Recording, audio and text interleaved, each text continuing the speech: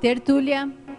Meu boa tarde a todos. Hoje é dia 30 de janeiro de 2018. É uma terça-feira e o nosso verbete é de número 4.379. Ele tem 5 páginas, 48 logias e 10 máximas. E o tema de hoje a ser debatido é a autodignidade cosmoética da autocosmoeticologia. E o verbete foi redigido pelo nosso já veterano professor Maximiliano Reimann. E ele é graduado em Engenharia e Psicologia, mestre em Engenharia Biomédica, brasileiro, natural do Rio de Janeiro, RJ, voluntário da Conscienciologia desde outubro de 98, docente de Conscienciologia desde maio de 2001, autor dos livros Síndrome do Ostracismo, Mecanismos de Autossuperação, de 2011, e Prescrições para o Autodesassédio, de 2015. E ele é tenepsista desde março de 2003. Agora, aqui na definologia, a autodignidade cosmoética é a qualidade moral ou modo digno de proceder da consiga homem-mulher, coerente com os próprios valores evolutivos e comprometida com o cumprimento dos deveres e obrigações interassistenciais, sendo capaz de inspirar respeito e admiração nos amparadores extrafísicos. Aqui na pensenologia, o holopensene pessoal do autocomprometimento evolutivo. E na fatologia, a consciência do alto valor, a honradez, o decoro, o caráter íntegro da personalidade, a firmeza moral, o autorrespeito, a força exemplificativa das ações dignas, a conduta cosmoética digna dos papéis sociais pessoais, a grandeza das atitudes moralmente irrepreensíveis, a hombridade de quem admite os próprios erros, a inadmissão, sem titubeio, de tomar parte em conluios, conchavos e negocinhos, o autodiscernimento do momento certo de se aproximar ou se afastar de determinados contextos, empreendimentos e companhias. O megafoco vivencial na qualificação do saldo policármico da ficha evolutiva pessoal. Agora, aqui na parafatologia, a sustentabilidade energética para ir no contrafluxo cosmoético da SOCIM patológica. O autocomprometimento de honrar a assistência recebida dos amparadores extrafísicos. A lealdade à equipex. As autorretrocognições ampliando o rol dos paradeveres e obrigações pessoais. As pararresponsabilidades assumidas no ápice de autoconduta, de autolucidez extrafísica, no curso intermissivo pré-ressomático. A assunção dos encargos da função de mini-peça no maxi-mecanismo multidimensional interassistencial. Agora, aqui na acabativa, na remissiologia, nós chamamos a atenção para os seguintes verbetes: conduta cosmoética, integridade consciencial, lealdade evolutiva, para dever intermissivo, senso de dignidade cosmoética. A autodignidade cosmoética não pode ser usurpada por outrem, pois somente a pensenidade, as condutas e reações pessoais podem honrar ou desonrar a consim diante dos amparadores. E aqui na questionologia, você considera-se digno de toda a educação, cuidado, assistência e demais aportes recebidos na atual vida humana?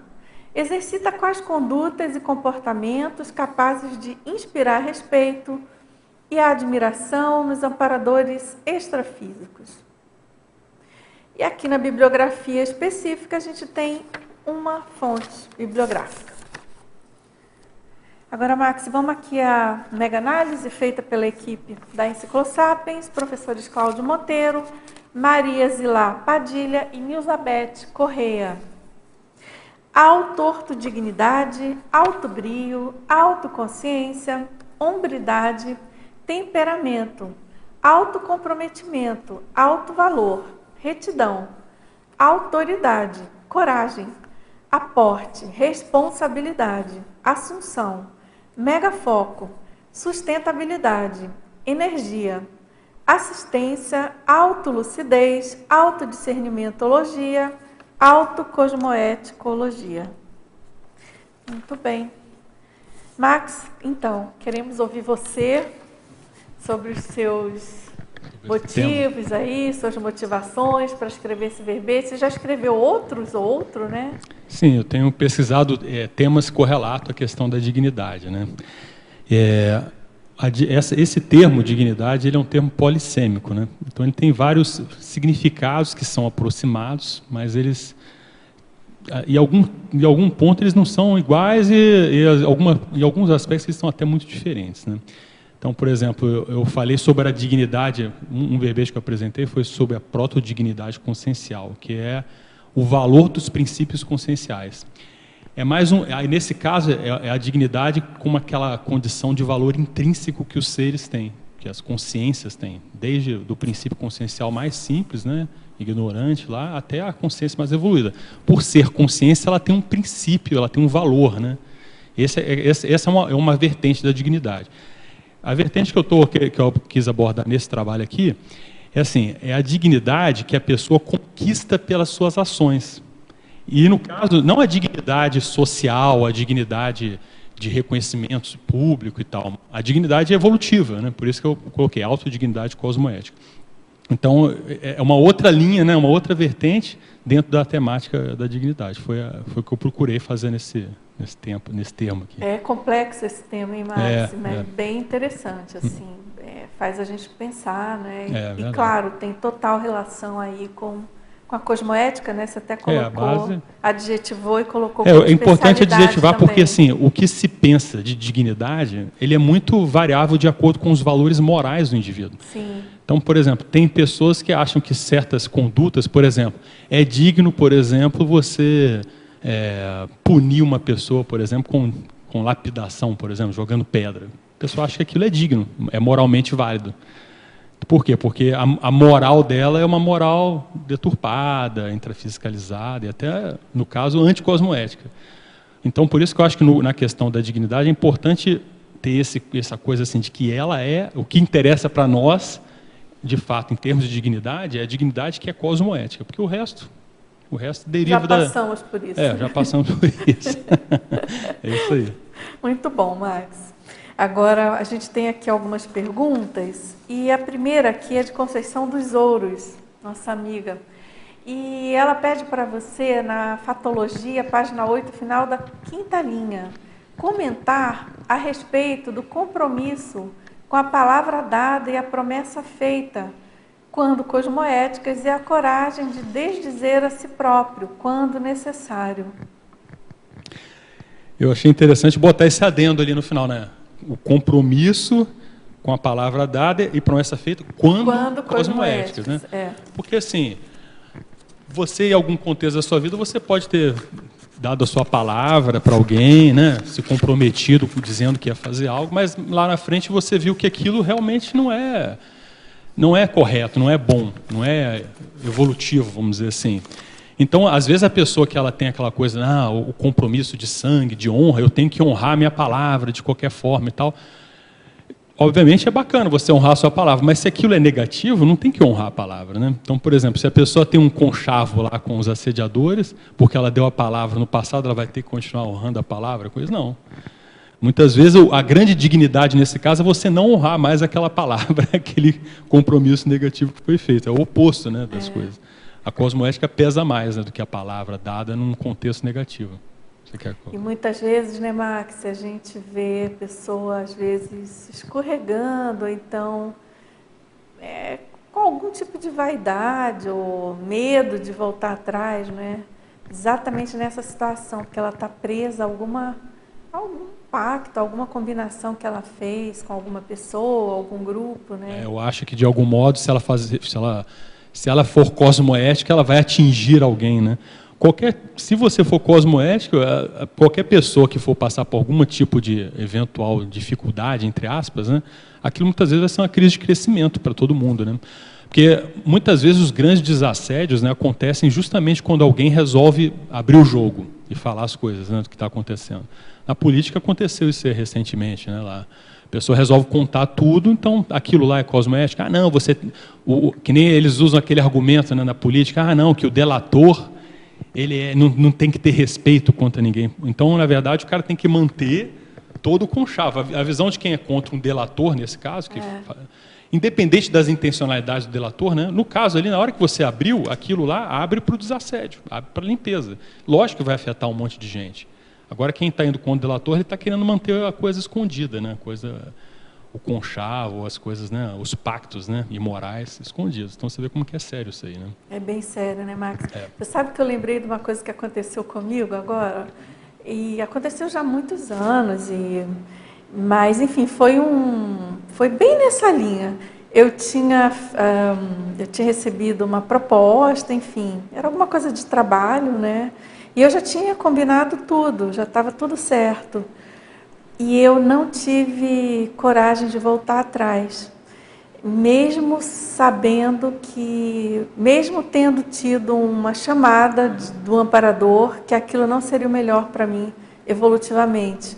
Resumo da ópera, a situação não durou muito, foi assim, acabei tirando partido, tirei, mas poderia ter evitado. Bem nessa linha do que você está falando. Fiquei enrolada porque já tinha me comprometido e já estava tudo acertado. E como é que eu ia voltar atrás? Já dei a palavra. Né? E banana, tem que dar banana, né? Paciência, é a história de... Você até colocou em algum lugar aqui, né? A sustentabilidade energética na sua parafatologia. Sim. Para ir no contrafluxo cosmoético, né? Da SOCIM, né? Então é isso, a gente tem que ficar bem atento, né? Ainda mais na condição de conscienciólogo, né, Max? Tem a ver também. Foi uma lição para mim, viu? Nunca mais. Foi uma lição. Não, tem o professor Valdo, ele coloca lá aquela hombridade ali na ortopensatologia. Tem uma ortopensado do professor Valdo, que é bem interessante nesse sentido. Eu vou até ler aqui, mas eu acho que é interessante para... A terceira. A terceira, hombridade.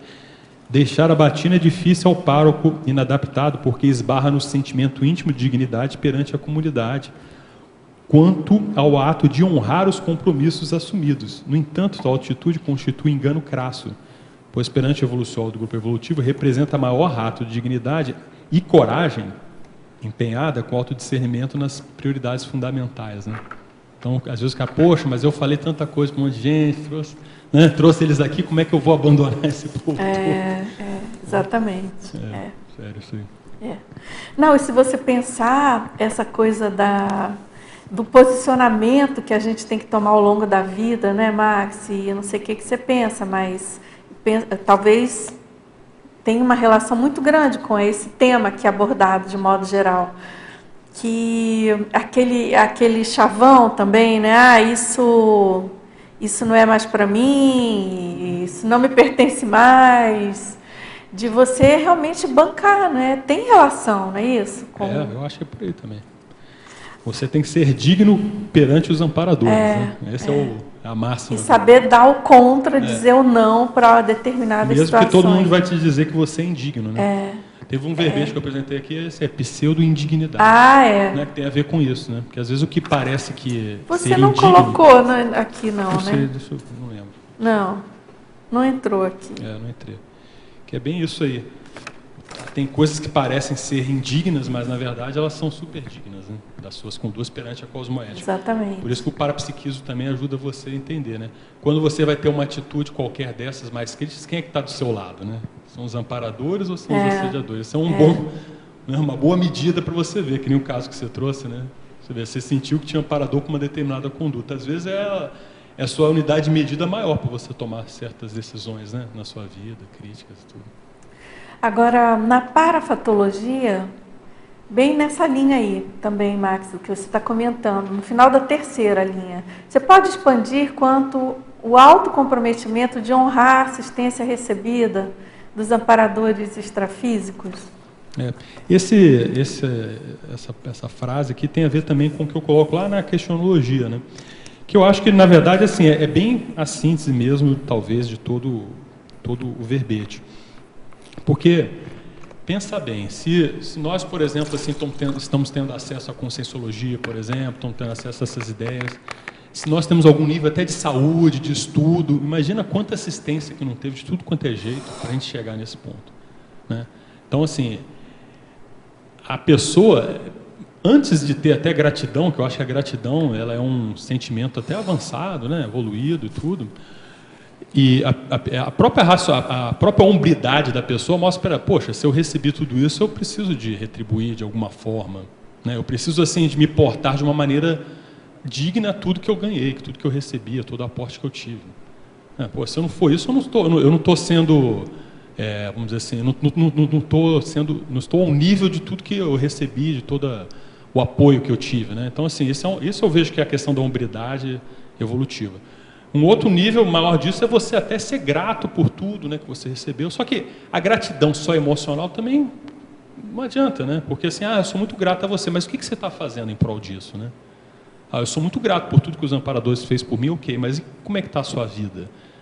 O que é melhor, você ter o sentimento de gratidão ou você, de fato, colocar em prática tudo aquilo, todo investimento que eles colocarem em você multiplicar aquilo e repassar aquilo para as outras pessoas? Né? Eu acho que isso é mais sério até do que o próprio sentimento de gratidão, eu considero. O que você, de fato, faz, né, com aquilo tudo que você recebeu. Apesar de que, às vezes, a própria gratidão que te leva a isso, né? O que eu vejo, assim, se a pessoa ela é ingrata, ela nem é capaz de reconhecer tudo que ela recebeu. Ela se acha tão... né? Ela se acha, tem pessoas que se acham tão, assim... vamos dizer assim... Especiais, né? Que ela nem detentora reconhece. De direitos e tal, que tudo que se dá para ela, a pessoa, não, está tudo certo. Era para você dar, por exemplo, com pai e mãe, né? A pessoa acha que o pai e mãe está ali, tem que fazer de tudo e dar tudo para ela e pronto, acabou. Né? E assim, não tem um pingo de gratidão, às vezes, pelo pai e pela mãe. Que às vezes se sacrificaram. Eu penso na condição da mãe, por exemplo. Pensa, a mãe ficou com uma criança, com alguém dentro dela. Imagina, você ficar com alguém dentro de você durante 9 meses, chupando seu sangue, seus nutrientes, fazendo ficar enjoada, uma série de coisas, né? Suas energias. Pensa, se a mãe fez isso, você tem que ser grato a ela as próximas e próximas vidas. Por isso que os evoluciólogos eles vão assistir as mães, né, ao longo das vidas, porque eles já viram isso aí. Então a gratidão é super séria. Mas aí você vai ver, os evoluciólogos chegaram nesse ponto que eu acho, né? Eles viram a gratidão do que aquela mãe, várias vidas fez por ele, e aí ele vai, como hombridade, ele vai buscar as mães onde é que elas estiverem para poder ajudá-las a crescerem. É um fruto da gratidão, mas não é só a gratidão, é a gratidão colocada em prática, né? É a ação prática do negócio. Assistência, né, assistência. Eu vejo que é por aí. Por isso que ser digno, né, nesse sentido, é muito sério. Né? Agora você está falando esse tema dos filhos, né, para com os pais, da ingratidão. É bem comum a gente ouvir isso, principalmente desses conflitos intrafamiliares. Não pedi para ser seu filho, é comum a gente ouvir. Ou o pai ou a mãe não fez tal coisa, a pessoa ficou magoada com aquilo e desconsidera tudo o resto que foi feito. Né? Se fixa num determinado ponto e fica naquilo ali. Isso nessa vida, né? Se a gente considerar pai e mãe nessa vida, só humano. Imagina considerando a serexologia. Agora, lá na polinomiologia, na página 9, você pode argumentar sobre o polinômio vontade firme, intenção cosmoética, coragem evolutiva e paciência interconsciencial? Sim, eu vejo assim que para você ter uma atitude cosmoeticamente honrada, digna e tudo, muitas vezes não é uma coisa fácil, né? Porque a nossa sociedade ela tem uma visão desses termos deturpada de modo geral, vamos dizer assim. Não que seja só deturpada, né? Mas tem muita coisa deturpada nesse sentido. E que nem você estava falando aí, e existem as pressões, né, para que você age de determinada forma e tal. Você, às vezes, ser digno demanda esforço, né? Demanda você ir contra certas tendências, certos aquela história do contrafluxo, né? De você ir no contrafluxo mesmo da sua assim. E eu vejo assim, por isso também, assim, às vezes você tem que ter coragem, né? Claro. O Valdo até citou nessa ortopensata, felicita lá a coragem que o padre tem que ter para largar a batina, né? De tudo aquilo que de tudo aquilo que ele falou, de todo mundo que ele envolveu nas coisas dele, tudo. E a paciência, eu acho que ela vem muito assim, a paciência com a falta de compreensão, às vezes, das pessoas, das suas condutas, né, que às vezes você tem que ter. A paciência também de ver que você, na hora que às vezes vai ser digno, as coisas vão contra você, e certas coisas que às vezes você quer, você não vai ter agora. Então, assim, existe um preço a ser pago, né? Por exemplo, a cosmoética, de modo geral, se você for cosmoético mesmo, algum nível, às vezes, de autossacrifício você faz. Né? Se você, de fato, for... Por quê? Porque você abre mão de uma série de coisas que, às vezes, um monte de gente busca e tem. Você abre mão para você. Você pode sofrer com isso ou não. Né? A questão do sacrifício está ligada com o sofrimento. Mas quando a gente fala o sacrifício, é que, às vezes, você vai botar certos interesses seus em segundo plano perante essa condição, que é mais séria. Né? Acho que é por aí. Quer perguntar? Posso. Então, primeiro, Max, parabéns aí pelo verbete, muito bacana. E só pegando aqui um pouco da tua definição, eu queria que você aprofundasse uma questão aqui que me veio. Quando a gente, pelo menos quando eu penso sobre o processo da cosmoética, olhando ali a escala da consciência contínua, olhando um processo até de valorização quanto aos amparadores, que você reforça em alguns pontos, eu visualizo que a cosmoética, existe um patamar em que, passando aquele patamar cognitivo de compreensão do cosmos, você se torna cosmoético. Então, aí não tem como você não tomar uma ação olhando a cosmoética. Então, ali, de alguma maneira, lógico que eu imagino que vai ter um crescendo ainda, mas naquela cognição possível, você não consegue dar um passo atrás ou tomar uma ação que você vê que ela é incoerente perante aquilo que você conhece. Então, e aquele nível cosmoético daria, vamos dizer assim, aquela condição de falar assim, poxa, aquela pessoa ali eu posso confiar nela, os amparadores olham e falam assim, olha, eu posso confiar naquele, quanto empreendimento, né, evolutiva, de proex grupal, vamos pensar assim, por causa desse patamar de cognição. E eu queria saber se você visualiza que a autodignidade cosmoética seria uma unidade de medida do ser cosmoético.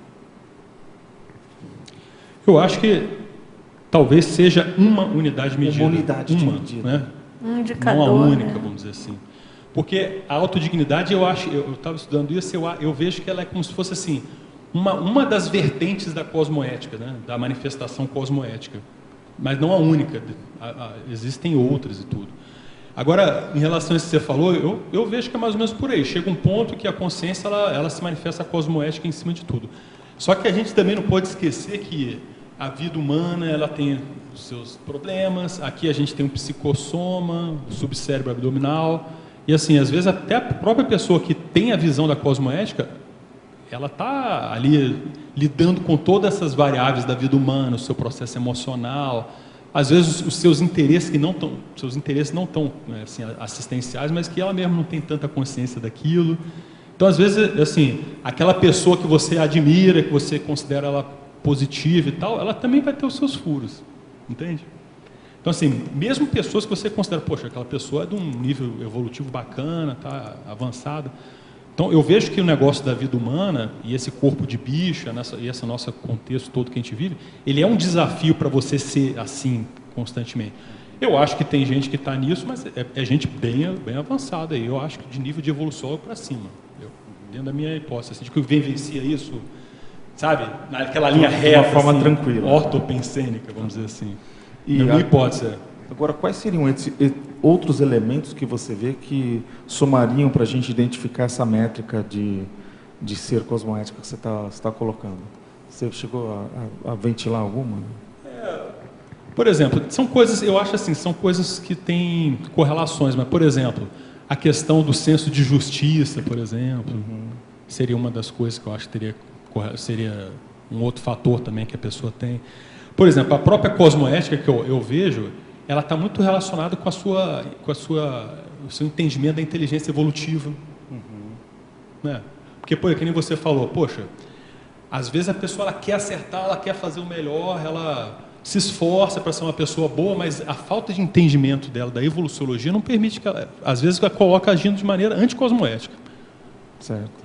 né? A gente está falando aqui de pai e mãe, às vezes você vê, tem pai e mãe que quer acertar, mas faz doutrinação com a criança, por exemplo, né? Ou às vezes na educação é agressivo, mas acha que aquilo é importante para a criança, né? Bater, por exemplo. Tem muita gente que defende bater em criança, porque, não, uma palmadinha tem que ter e tal. Entendeu? Porque ainda acha que está certo, está na moda, boa intenção. Então você vê que é tudo muito ambíguo. Então eu vejo assim, esse negócio da cognição, né, que nem você colocou, essa mega cognição, esse entendimento mais profundo cognitivo, ele é uma das bases da cosmoética. Né? E aí vem a dignidade, eu acho que ela está muito relacionada com a conduta. Né? Porque a dignidade é assim, em geral, quando a gente fala do conceito de dignidade, tem muito a ver aquilo que inspira algo nos outros. Né? Uma conduta que você fala, poxa, a Dulce, olha só como é que ela foi, né? Poxa, bacana, a Dulce... Né, eu me sinto, né, olhando para você e aquilo me faz me sentir pensando de você como você sendo uma pessoa correta, né, como se fosse, inspira em mim às vezes certos comportamentos que, poxa, eu também vou ser dessa forma. Então a dignidade ela tem esse efeito mais externo, vamos dizer assim, sabe, social de algum modo. É a vertente, eu acho até do conceito da palavra, né? Ele pega um pouco esse viés aí. O pessoal às vezes confunde muito com dignidade com respeito, né? Tem muito filósofo que estuda isso que são coisas próximas, mas o respeito é mais íntimo de você consigo mesmo. A dignidade é mais aquela manifestação. Como que é essa manifestação? Como que isso se manifesta nas suas atitudes, comportamentos? Eu vejo que é nessa linha, sim. Sim, um outro ponto aqui que me chamou a atenção, na fatologia, na página 8, na sexta linha de baixo para cima, você fala do sentimento de compromisso interassistencial com os companheiros ainda retardatários evolutivos. Como que a gente poderia... Tem até uma pergunta, né? Então, é isso que eu estou falando. Por exemplo, não tem aqueles casos que o professor Val já colocou aqui para a gente, por exemplo, de um serenão que resolve não dessomar, não fazer a terceira dessoma porque ele quer ajudar certas pessoas, ou às vezes... Planeta. Às vezes o planeta, às vezes uma consciência. Entende? Por causa da manifestação. Então, por exemplo, porque olha só, dentro da lei da interprisão grupocármica, da lei do karma, de modo geral, se você pega essas consciências mais evoluídas, o saldo da ficha deles está lá em cima, está azul de tudo quanto é jeito e tal. Então você vê que às vezes nessa condição a pessoa pensa assim, olha, não tem nada que me prenda aqui, em termos de interprisão. Mas aí mas só que tem a consciência dele, né? A consciência moral dele. Que às vezes a consciência moral tem a ver com a estima que aquela pessoa, por exemplo, há muitos séculos fez algo por ele, por exemplo. E aquilo para ele foi importante. E a pessoa fez um monte de bobagem para ele, mas ele viu. Então aquilo ele pensa, poxa, eu quero ajudar aquela pessoa. Né? Aquilo é uma coisa íntima da moral dele, é mais do que leis, né, externas ou qualquer coisa que prendem a pessoa no contexto, é dela. Então, você vê, isso extrapola até uma coisa que seja, vamos dizer assim, autoimposta, né? Necessária, obrigatória. Já vai no nível do livre-arbítrio daquela consciência evoluída que quer ajudar alguém, que ela escolhe ou que ela pensa que é importante. Então, isso é um processo totalmente de dignidade, né? Isso inspira na gente, né, admiração profunda e tudo. Né? Então, assim... Mas para chegar nisso, imagina o nível de reflexão, o nível de visão, de cosmovisão que a consciência tem para chegar num ponto de ter uma conduta dessa, né, autodefinida, clara, que aparentemente você pensa assim, poxa, se alguém vai subir de nível evolutivo, entre aspas, aquilo vai ser melhor para todo mundo, né? Mas a pessoa se segura aquilo para poder ajudar. Então eu vejo que é por aí. Legal. Posso mais uma aqui? Claro. Então, aqui na Principiologia, na quarta linha, eu achei bem bacana essa ideia aqui que você trouxe. O princípio filosófico antigo da coragem para mudar o mutável, paciência para aceitar o imutável e sabedoria para diferenciar as duas condições. Você pode aprofundar isso? Esse é um princípio que até já é citado eventualmente, né, na enciclopédia. Eu também gosto muito desse princípio. Muito interessante. Nossa. Você vê... As parêmias, né, antigas, tem muita sabedoria, né, nas coisas, que esse eu acho que esse princípio é muito bacana, incrível, realmente. né? Como que ele é denso e profundo, né? Então, o que é isso? Ou seja, na vida tem certas condições que você tem que realmente, né, batalhar ou se esforçar para mudar. E que nem, por exemplo, quer ver uma coisa de ordem prática assim? Por exemplo, a defesa da dignidade humana, né? A defesa dos direitos humanos. Tem muita coisa errada em relação a direitos humanos em tudo quanto é lugar, até nas grandes democracias, né? Os Estados Unidos é um exemplo, eles vivem falando de direitos humanos e tudo, eles mandam o povo para a guerra para defender os direitos humanos, né? Ele manda, não, vamos defender os direitos humanos lá no Iraque, então manda todos os cidadãos dele para a guerra, para morrer, virar bucha lá. Ainda tem pena de morte. Ainda tem pena de morte, tudo. Então você vê, tem muita coisa que a gente tem que defender a real manifestação dos direitos humanos nessa dimensão. Apesar de ser uma coisa super positiva, o pessoal usa isso de todos os jeitos, né? Desde os jeitos mais positivos até os mais radicais. Então são coisas que você tem que fazer. Ao mesmo tempo, a gente tem que entender que isso é um nível evolutivo do planeta que a gente está. A média da manifestação, por exemplo, dos nossos governantes, ele é muito a média da manifestação do povo. Por exemplo, o povo norte-americano, já que eu dei exemplo ali, poxa, o povo é belicista mesmo. Eles dão um valor danado para o negócio de belicismo, né, de guerra, de batalha, luta, até usei a palavra batalha e tal.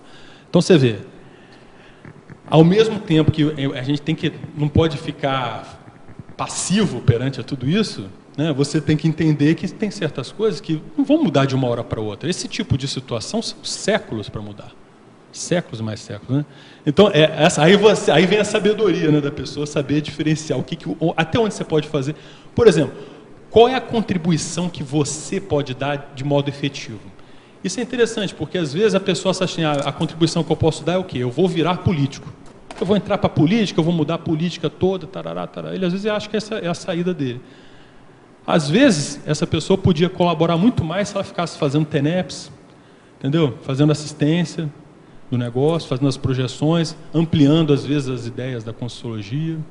Não estou dizendo, não sei o que é o certo, cada um sabe o seu caso, mas eu estou dando um exemplo assim, por quê? Esse discernimento para você saber o que é para você, né, o que é melhor para você, naquele momento evolutivo, naquele contexto, eu acho muito sério. Então você vê, os antigos já pensavam nisso aí, né? Por isso que tem aí atualmente, tem evoluciólogos, serenão, que os caras já estavam pensando nisso há mais de 2000 anos. Né? Então, quem pensava nisso há mais de 2000 anos deve estar um pouco melhor hoje, né, do que a média. É, verdade. Max, parabéns pelo verbete. Obrigado. E a minha pergunta, na fatologia, na 16ª linha, na página 8. O mega foco ao cumprimento dos autodeveres ao invés de na defesa dos próprios direitos. Você poderia aprofundar? E depois também Sim. na parafatologia, no finalzinho da 6ª linha para a 7ª.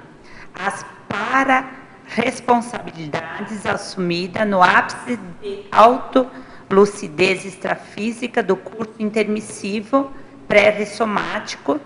E a última e penúltima linha, assunção dos encargos da função de mini-peça ao mecanismo multidimensional interassistencial. Você poderia aprofundar esses três? Claro. Obrigada. Nada. Então, olha só, esse primeiro que você falou, que é assim, ó, nós todos temos direitos, né? Existem os direitos conscienciais, que são fundamentados, às vezes, no paradireito, né? Nas leis da cosmoética e tudo. Existem, que nem eu estava colocando, existem direitos humanos. Então, por exemplo, tem certos direitos que são aqueles direitos que são os mais... que ninguém nem questiona, pelo menos na nossa comunidade ocidental, por exemplo. A pessoa ter direito à livre expressão, a pessoa ter direito, por exemplo, a ser...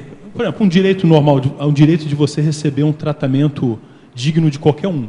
Então, por exemplo, todo mundo sabe, né? Todo mundo tem o direito de ser bem tratado, tanto numa conversa, tanto num atendimento público, todo mundo tem esse direito. Mas veja só, existem aquelas pessoas que elas estão focadas em defender os seus direitos.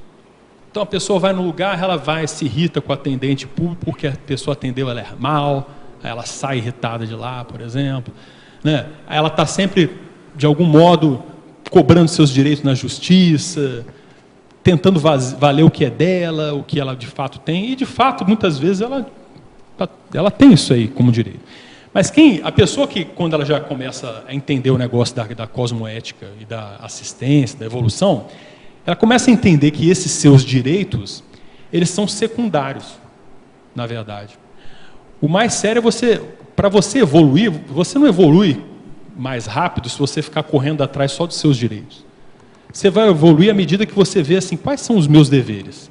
E você começar a correr atrás para poder vivenciar de modo mais cosmoético o cumprimento dos seus deveres. É assim que a pessoa evolui. Então, assim, hoje em dia eu acho que se dá muito peso em cima dos direitos e muito pouco peso em cima dos deveres que as pessoas têm. Né? Muitas vezes, por exemplo, no âmbito social, eu vejo assim, porque, por exemplo, a pessoa tem lá o direito de concorrer ao cargo público, não sei o quê, e tal, e fica lá brigando, fez um monte de bobagem, ainda tendo direito lá. Ela deveria pensar no dever dela na hora de concorrer ao cargo público. O que ela tem que fazer por estar lá, né? A questão dos servidores, né? Que a gente aqui, os servidores, muitas vezes, eles se acham os donos das coisas, em vez de ser as pessoas que estão lá para servir o público e tal. Então, eu vejo que a hora que a pessoa começa a avançar um pouco mais, ela começa a ver assim, mais importante para mim é eu saber quais são os meus deveres.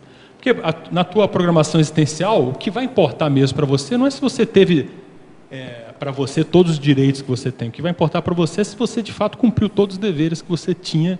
E aí entra a sua colocação lá, né? Quais foram os deveres que você assumiu no seu curso intermissivo? Né? E aí vem uma coisa que eu estava até pensando quando a Dulce falou o seguinte: nem sempre os nossos deveres a gente vai ter prazer de fazê-los. Né? Nem sempre os nossos deveres é aquilo que a gente está doido para fazer. Né? Às vezes a pessoa quer ficar no cantinho dela, tranquila, tem que aparecer. Né? É o dever. A pessoa preferia ficar, às vezes, sentada, isolada, dentro do quarto dela, estudando e tal, no mundo mais restrito. Mas não, tem que sair, é o dever da pessoa, entendeu? Tem que interagir, tem que botar a cara. Né? Então, assim, os deveres nossos são esses. Então, assim, se você seguir só o que você tem prazer, o que você quer, né? O que é seu direito, você não vai muito para frente, você vai ficar estagnado. Mas eu não acho que é errado a pessoa defender o direito dela e tal, está tudo certo. Mas, assim, se a pessoa já pensar um pouquinho mais na frente, ela vê que isso não é tão importante assim. E, por outro lado, ainda tem um processo em termos da evolução, que é o seguinte: quando alguém tira um direito seu, né, quando você é uma vítima não cavada, aquilo melhora a sua ficha evolutiva. Entende? Olha como que é o paradoxo. Então, às vezes, a pessoa ser maltratada, né, ela passar por situações indignas, aquilo bota a pessoa para cima. Né? Então, tem vários casos aí que a gente vê de livros e tal, até livros espíritas, né? Casos que a gente ouvia do professor Val, da pessoa que passa uma vida toda numa condição indigna, quando dessoma é uma bola de luz iluminada, cheia de amparador junto. Né? Então, você vê por que isso acontece. Às vezes passou uma vida toda de sofrimento, dificuldade e tal, mas aí a realidade dela é outra muito mais ampla. Não é interessante essa visão? E às vezes essa sensação, essa situação de ou privação ou de sofrimento heteroimposta, né? Alguém impõe aquilo, pode ser que a pessoa se liberte do ponto de vista da interprisão que ela tinha com aquela pessoa.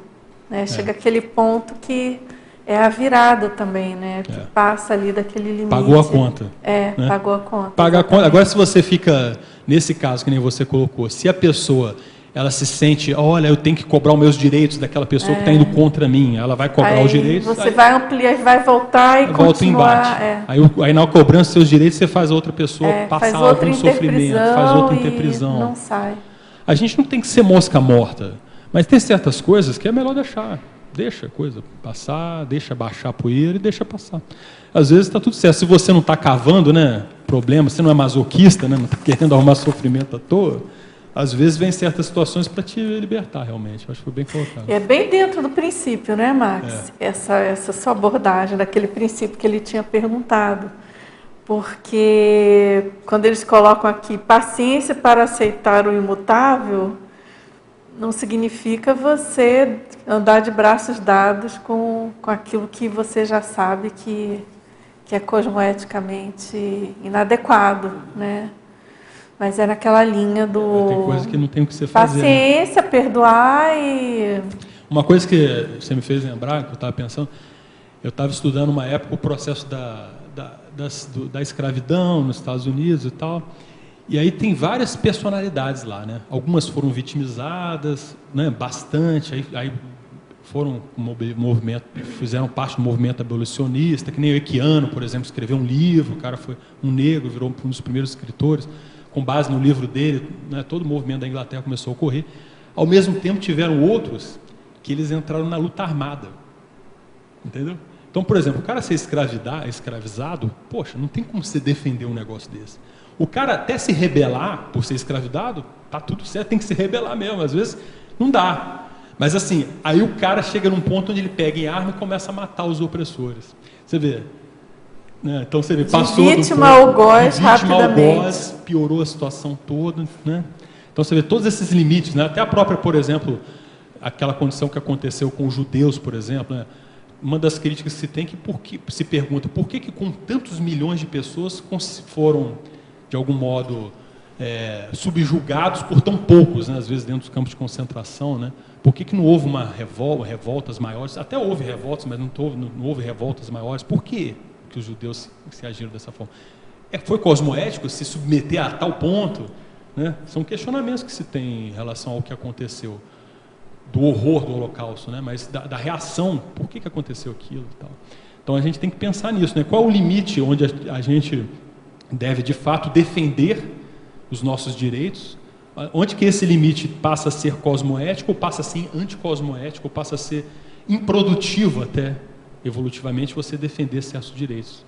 Né? Esse é um dilema cosmoético importante. Né? Nossa, com certeza. Alguém aí quer perguntar?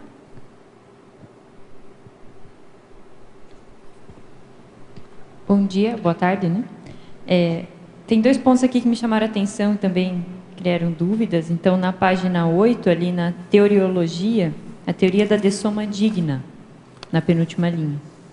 E talvez relacionado a isso, na página 9, na enumerologia, a dignidade na saúde e ou doença. Isso te chamou a atenção por alguma coisa especificamente, você gostaria de colocar? Porque, assim, pessoas mais velhas, às vezes, têm essa questão na doença, né, não se sentem indignas de serem cuidadas, ou enfim. Então, e o que seria a dessoma digna? Tá. O engraçado é que esses dias, ontem ou anteontem, eu li uma reportagem falando que, acho que foi ontem, que o brasileiro ele tem mais preocupação de ter uma velhice indigna, por exemplo, de ter que alguém cuidar dele, né, de ter que passar dificuldades, do que com a própria morte. Isso é exatamente a pergunta que você está falando. Ontem mesmo, acho que foi na Folha de São Paulo uma reportagem sobre isso. Então, assim, na dessoma, na velhice, né, quando você fala da velhice, a velhice é uma coisa, o processo de dessoma é outro. Tem muito estudo hoje em dia nessa condição da passagem da dessoma, né, de modo digno. Então, por exemplo, uma das coisas que se fala é o seguinte, por exemplo, a pessoa ela vai dessomar. Será que é melhor ela ficar no hospital ou melhor ela ficar em casa, por exemplo, com a família? Hoje em dia, para muitos doentes terminais que têm condição, as pessoas já estão orientando as pessoas para passar em casa com a família. Né? Ela está num ambiente melhor, está tudo certo e tal. Então, por exemplo, o que é melhor? A pessoa ficar lá 1 mês, 2, 3 meses num ventilador, ou de repente ela tirar aquele ventilador, por algum modo, já que já sabe que vai dessomar, e deixar a pessoa ficar já junto com a família. Tudo isso tem a ver com o processo da dignidade da dessoma, da hora que a pessoa dessoma. Tem até um livro, né, do César, que são, né, os cuidados do paciente na UTI, né? Que se fala o parapsiquismo na UTI, que é assim, como que você faz para que você trate bem as pessoas que estão em condições terminais ou em condições críticas, né? O César Machado e a duplista dele estudaram isso aí. Então eu vejo que é mais ou menos isso. Qual foi o outro ponto que você colocou? A outra, na numerologia, né? Deixa eu ver aqui. Isso, na numerologia, a dignidade na saúde ou doença, mas acho que você já respondeu, está relacionado. A dignidade nessa... Não, nessa numerologia eu quis fazer tipo um contraponto, né? Então, por exemplo, é importante você ter uma dignidade na saúde, mas também quando você estiver na doença. É importante você ter dignidade nos erros, mas nos acertos. Então, assim, a dignidade é interessante que ela permeia as nossas manifestações de modo geral. Tá? Essa que foi a ideia geral aqui que você colocou. Tá ok? Agora, Max, aqui na fatologia, na página 8, na 6ª linha, de baixo para cima, você poderia ampliar sobre o sentimento de compromisso interassistencial com os companheiros ainda retardatários evolutivos? Você já comentou. Com o André. Você, agora a nossa amiga aqui de Braga, Portugal, não sei se você quer comentar alguma coisa, em função até dela ser de Portugal, né? Eu sempre que eu vejo perguntas de pessoas interessadas na estudantes de conscienciologia, enfim, conscienciólogos, intermissivistas, não importa bem a especificação, mas que ressomaram em outros países que não o Brasil, isso me chama muita atenção. Não sei se tem relação com essa pergunta, algumas hipóteses que a gente possa debater aqui. Não sei o que você acha. O que você pensou? Você pensou alguma coisa específica? Não, eu pensei assim, por exemplo, o professor Valdo já comentou muito, né, aqui com a gente, e eu tenho a impressão que isso está escrito em algum lugar, da questão da ressoma no Brasil, ou as pessoas que ainda ressomaram na Europa, por exemplo, que provavelmente todos nós ressomamos lá, enfim. Muitos de nós temos relações muito fortes, né, com o passadão na Europa, mas conseguimos ressomar num país da América. E segundo ele colocava, em termos de estudo de Seriex, as pessoas que ressomaram na Europa, por exemplo, ainda teriam algum trabalho, algum resquício a trabalhar lá. Igual os intermissivistas, a gente até comentou aqui outro dia, né? Os intermissivistas mais velhos, ele colocou também essa condição para a gente. Os que ressomaram mais cedo, logo nos anos 50, né? Ou seja, no início dos cursos intermissivos, eles teriam uma responsabilidade maior aqui com o grupo Karma já ressomado, diferentemente dos inversores que puderam ressomar depois, em função de um compromisso maior lá no extrafísico. Do mesmo modo, quem ressoma, já ressomou aqui nesse início de conscienciologia no Brasil, no país da origem, ou aqueles que não, que ressomaram na Europa. Não que isso seja melhor ou pior, não é isso, é característica da ressoma, né? E eu achei interessante ela fazer essa pergunta, né? Sim, entendi. Não sei se pode não ter nada a ver, né, gente? É só uma suposição. Não, mas é interessante, né? Essa sua abordagem, que, por exemplo, o fato de você ter uma interprisão maior na Europa e outra ter aqui no Brasil, isso não quer dizer nada de uma pessoa para outra. Né? Claro que não. Cada um tem o seu rabo, né? Cada um tem o seu rabo em locais diferentes, né? Em contextos diferentes. Eu acho que isso aí é um ponto que deve se avaliar realmente. E agora, assim, em relação a esse ponto de você, por exemplo, eu acho que no caso dela que está lá em Portugal, é interessante ela ver, né, pensar sobre isso. Quem são os colegas dela lá, né? Quem são essas pessoas que estão, os companheiros dela, mais atrasados ou que estão mais perdidos, mais retardatários, vamos dizer assim, que é a melhor palavra, né? Quem seriam eles, né? Será que ela já identificou? Né, esses companheiros, é interessante ver. Porque, assim, uma coisa que às vezes acontece é assim, eu já observei isso comigo e com outras pessoas. Às vezes você está em certo local porque você tem que acertar algumas coisas com algumas pessoas ali e tal. E aí, a hora que você acerta aquilo os fatos vão acontecendo, te liberta, fatos, né? Você, de repente, você não está mais ali. A tua vida muda e você sai daquele local. Como também, às vezes, acontece aquilo. A pessoa, às vezes, sai meio que forçando a barra de um local e, quando você vê, tem que voltar. Porque não terminou de fazer, de fazer o serviço certinho do que ela tinha que ser feito. Mas isso, às vezes, tem a ver com essas pessoas. Né? Quem que são essas pessoas que, às vezes, a gente tem que ir lá ajudar, né? Amarrar algumas pontas, de algum modo falar. E também, né, Max, pensar que essa condição não coloca a gente numa situação tão de se achar o tal, não. Porque a gente também está aqui em função de, provavelmente, consciências mais evoluídas, estarem dando a mão para a gente retardatário, no caso. E tem outra coisa, Dulce, olha só. Tem a questão do ciclo da atividade e da tarefa que você tem que exercer. Por exemplo, o professor Valdo falava muito da questão da África, né? Vamos renascer na África e tal. E a África é onde tudo começou, vamos dizer assim, da espécie humana e tal. Então, as nossas maiores e mais profundas interprisões estão lá. Se tivesse tudo liberado, né, a gente não precisaria de voltar para lá, né?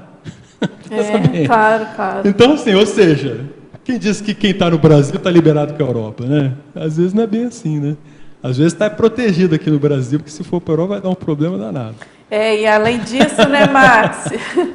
Além disso, a gente sabe, ele foi colocado isso, enfim, acho que está até no léxico, né? Que nem todos, atualmente intermissivistas, aqui ressomados, terão competência para isso, né? Ou seja, tem que fazer um dever de casa primeiro, né? Claro, como tudo na evolução.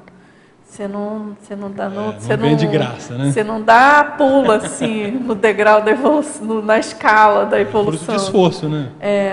Então tem dever de casa aqui para fazer bastante. Para ser feito. Várias décadas, né? Agora, na fatologia, Max, lá na 8ª linha, de baixo para cima, ele nossa amiga aqui de Foz do Iguaçu mesmo, ela gostaria de saber como você realiza a manutenção do ânimo elevado, mesmo perante críticas, distratos e desconsiderações. E como se deve posicionar perante essas críticas, distratos e desconsiderações. Eu vejo assim, que uma das coisas mais sérias é a pessoa ela ter um sentido de propósito e ela ter muito claro para ela quais são os seus valores. Porque assim, os valores pessoais, quando eles são cosmoéticos, evolutivos, eles vão guiar a sua manifestação. Eles vão dizer para onde você vai, onde você quer ir e como você quer ir. Então, o propósito ele é aonde você às vezes quer chegar, né? Os valores, eles são a sua bússola. Eles vão te dar a bússola para você chegar lá. Então, por exemplo, se você tem um valor, por exemplo, de interassistencialidade, às vezes você está numa linha de assistência, fazendo tarefas naquela condição, e sempre quando você começa a fazer alguma coisa que impacta mais gente, aparece crítica, aparece distrato, nem todo mundo entende o trabalho que você está fazendo, às vezes você erra mesmo em algumas coisas e tal. Então, assim, sempre vai acontecer isso. Agora, se você está muito preocupado com a aprovação dos outros, por exemplo, né, ou se você está precisando das palmas ainda, ou se você está precisando do reconhecimento, você vai ficar fraco cada vez que você tiver uma contraposição dessa. Né? Então, por exemplo, essa questão de você depender muito do que os outros pensam, isso enfraquece demais a pessoa. Então é importante que a pessoa ela veja assim, o que ela quer, o que é importante para ela, independente do que os outros pensam, disso que ela pensa e dela também. Porque ninguém é unanimidade. Sempre vai ter alguém que está contra você, sempre vai ter alguém te criticando, por mais que você faça um ótimo trabalho, alguém vai meter o pau. E outra coisa, você também vai errar, você não é perfeito. Quem é perfeito aqui? Né? A gente vive na imperfecciolândia, todo mundo erra, todo mundo é imperfeito. Então, assim, crítica faz parte. Agora, a melhor forma que eu vejo de lidar com a crítica é descarta o que não presta de crítica e tenta ver se você consegue aproveitar as que prestam e colocar em prática. Porque, assim, mesmo aquela crítica mais ferrenha do assediador, muitas vezes tem um fundamento ali por trás. Então, vê lá, o que tem ali de fundamento? Será que não dá para você pegar aquilo ali e fazer alguma reciclagem em cima? Né? Por exemplo, se você se envolveu em algum problema, algum conflito, você pode estar 99% de razão, você fez 99% de coisa, mas e aquele 1%? Por quê? Por que ainda teve 1% de erro? Qual foi?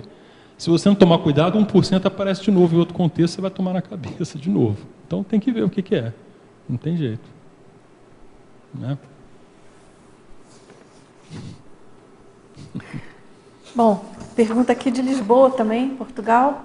Você pode ampliar a coerenciologia lá na página 10?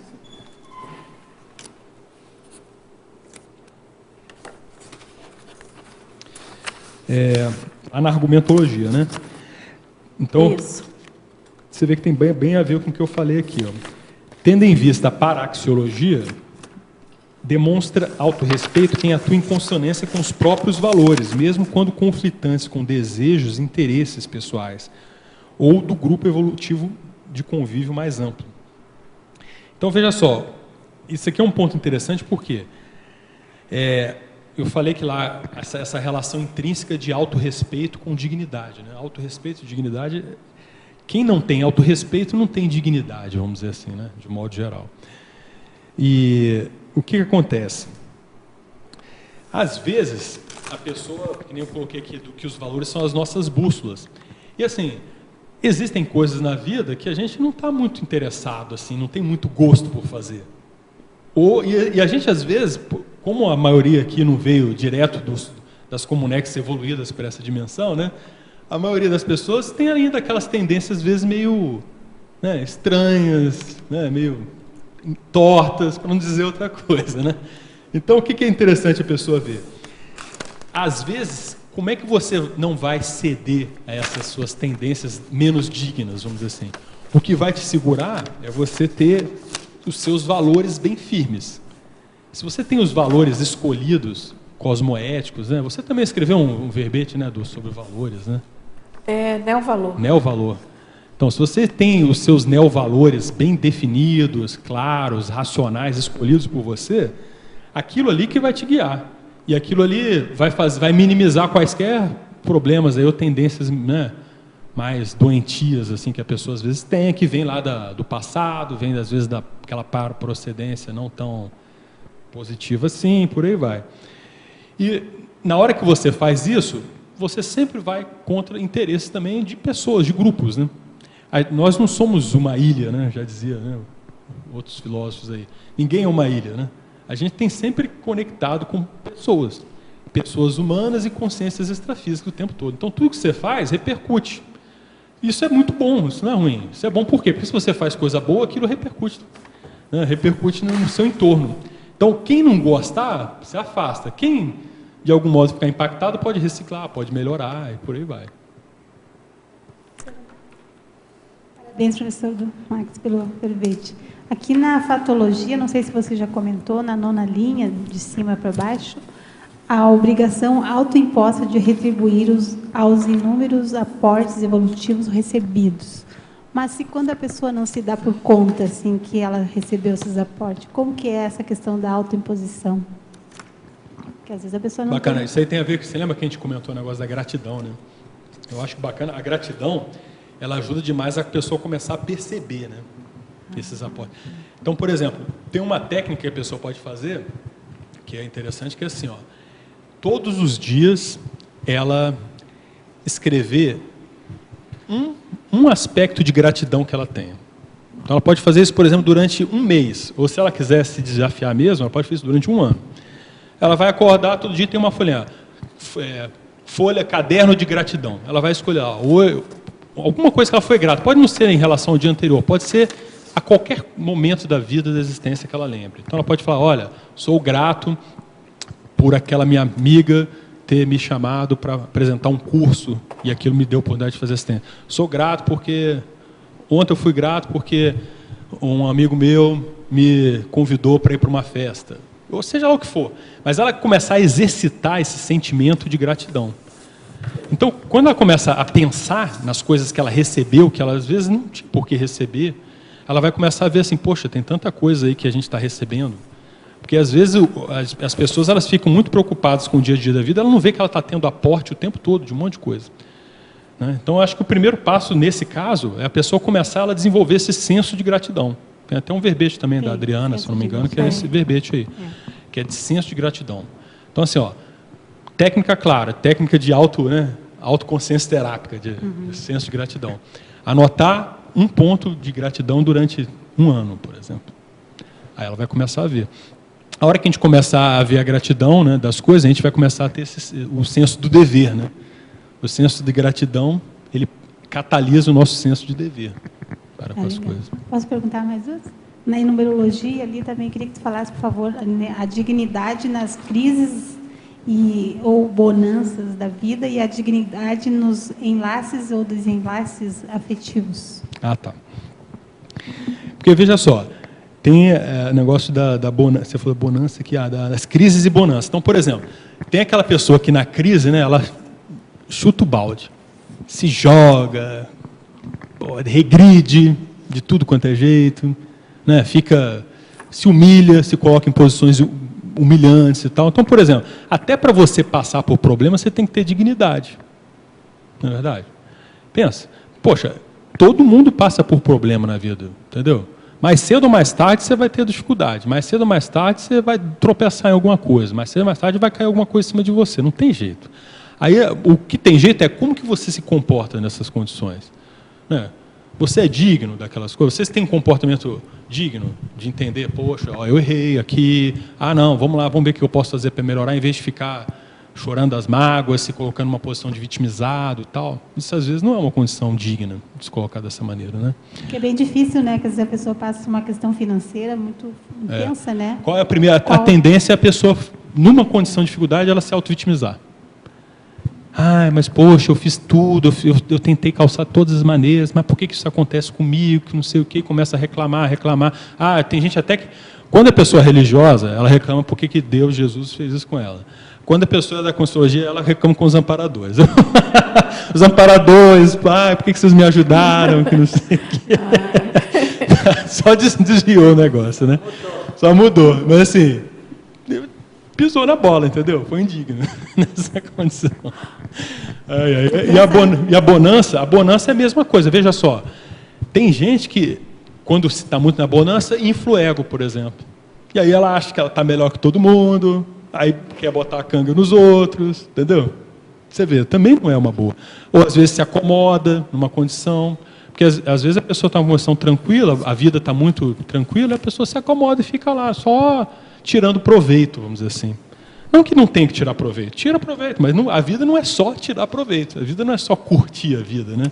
Você não veio aqui para a vida só para curtir.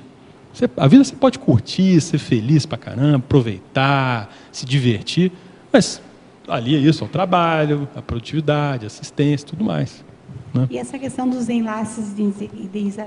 Então, é a mesma, pensa nessa lógica, por exemplo, as pessoas sabem terminar um relacionamento de maneira digna?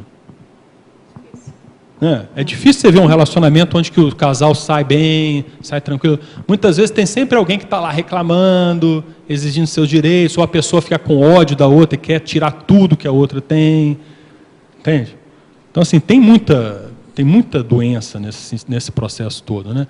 Então, você vê, é que nem aquela história, a pessoa ficou 10 anos com a outra lá, aí a pessoa cometeu um erro, traiu. Beleza, traiu, está errado, não tem que defender nem nada. Mas aí, por causa de trair, aí a pessoa agora quer matar o outro, ela quer acabar com a outra pessoa porque ela traiu ela. Não esqueceu que passou 10 anos bem, um monte de coisas foram feitas juntos. Tem erros, realmente são erros que não dá mais para continuar a relação. Isso de fato ocorre, cada um que avalia os seus limites. Né? Mas veja só, até aí você desconsiderar tudo que aconteceu, tudo que a pessoa fez, e virar o algoz da outra, que nem acontece, aí não tem como defender, entendeu? A pessoa virou para o lado dos assediadores, ela está sendo indigna. Não tem amparador que vai apoiar ela nesse contexto todo, entendeu? Então você vê que é importante a gente ver esses contextos. Max, enquanto você falava aí, eu lembrava de uma passagem de um livro, O Espírito do Chico, não sei qual, que ele fala que até para morrer a gente tem que ter dignidade. Parece que ele estava passando aperto num avião, e aí o outro começou a ter muito medo, a gritar, e ele... Morra com dignidade, né? Alguma coisa assim. Então, até para isso a gente tem que ter controle. Né? É verdade. Mas bem interessante isso que você falou. Eu queria que você falasse, eu sou retardatária, então se você já tiver falado, eu peço desculpas. Página 9, na Paradoxologia, o primeiro item, o paradoxo de a consciência ser capaz de manter a autodignidade cosmoética, mesmo ao passar por experiência de vitimização não cavada. Tá. Então, Marlene, você que é da área do para-direito, você sabe que tem aquela dignidade, que é dentro da linha da dignidade consciencial, dignidade humana, né? Que assim, a dignidade humana é uma condição da pessoa, ela não vai perder aquilo, né? Ela é própria, e assim, a própria dignidade cosmoética é algo seu, íntimo, independe do que os outros pensam ou falam de você. Então, assim, às vezes a pessoa ela vai passar por uma situação de vida, por exemplo, a pessoa está num contexto de guerra, por exemplo. Aí, por algum motivo, perde a casa e aí ela vai ter que morar na rua. Está passando fome, na rua, às vezes a pessoa passa violências, às vezes é uma mulher, uma criança, é violentada, por exemplo. Ou seja, a gente olha, aquela pessoa foi aviltada, né? Quem olha sobre um paradigma externo, você olha assim, a pessoa que cometeu um ato contra a outra nesse estilo, ela está indo contra a dignidade daquela pessoa. Isso é fato, não tem como ser contra isso aí. Porém, a dignidade real é aquela íntima interna, ou seja, com tudo que acontece fora de você, você ainda é digno. Entende? Tudo que você está passando não tira a sua dignidade real. A dignidade real, intrínseca, que está lá por dentro. Apesar de que você pode ter situações, pode ter vivências que mexem contigo, que são situações consideradas humilhantes e tudo, né? Tem uma coisa que o pessoal estudou muito nisso aí, na época da escravidão lá, sobre daquele livro da cabana do pai Tomás. Não sei se vocês já ouviram falar. Harriet. Esqueci o sobrenome dela. Uma das coisas que eles criticam muito lá, esse livro, é que a postura desse negro, né, que era o tal do pai Tomás, eles criticavam muito ele, dizendo que ele era um cara que era passivo perante ao senhor, vamos dizer assim, era subserviente, serviçal. Outras pessoas falam que não, que ele, de algum modo, ele tinha uma dignidade íntima tão grande que ele entendia a situação dele, via que não tinha o que fazer, ele tentava levar aquilo da melhor maneira que pudesse, assistindo quem ele pudesse em volta, entendeu? Então você vê, são duas visões sobre um comportamento que, no fundo, você só vai saber a dignidade intrínseca, é o que a pessoa pensa por dentro, né? É que nem, por exemplo, tem muito caso que eu vejo, até o professor Valdo colocava assim, de infiltrado, que o cara vai vir, a pessoa, né, a consciência, ela vai vir infiltrada numa condição de indignidade muito grande para poder assistir aquele grupo.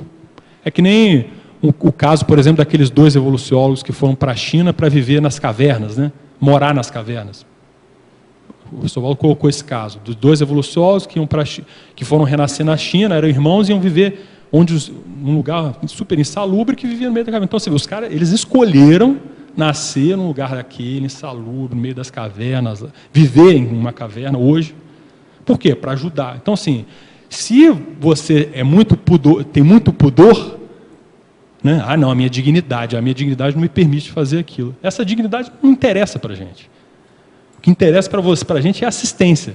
E o corpo humano, as pretensas humilhações ou condições indignas, muitas vezes aquilo é o que tem que ser feito. Tem que passar para você poder superar o negócio ou para você fazer, às vezes, seu trabalho de assistência. Agora, o nível de autossacrifício que a pessoa tem que ter, né, de entendimento da evoluciologia para vivenciar uma coisa dessa é muito grande. Né? Eu desejo que algum dia eu tenha, né, capacidade para vivenciar uma situação assim, bem, sabe, lúcido e tal. Né? Em breve, Marcos. Obrigada, Marcos. Tudo bom? Agora, deixa eu fazer aqui umas chamadas. Pessoal, então eu queria lembrar aqui que a gente vai ter a próxima imersão na escrita, agora de 2 a 4 de fevereiro. Lembrando que essa é uma atividade da Unescom, em parceria com o CAEC, acontece aqui no laboratório da Unescom.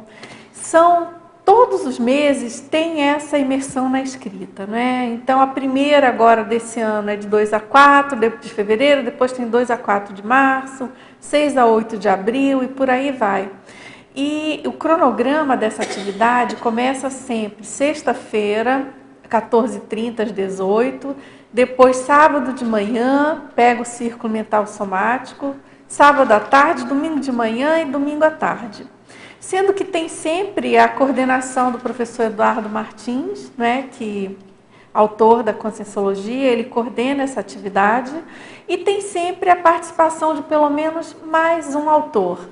Nesse módulo, por exemplo, a gente vai ter a Adriana Cauati e a Sandra Tornieri, que é a coordenadora da Unescom.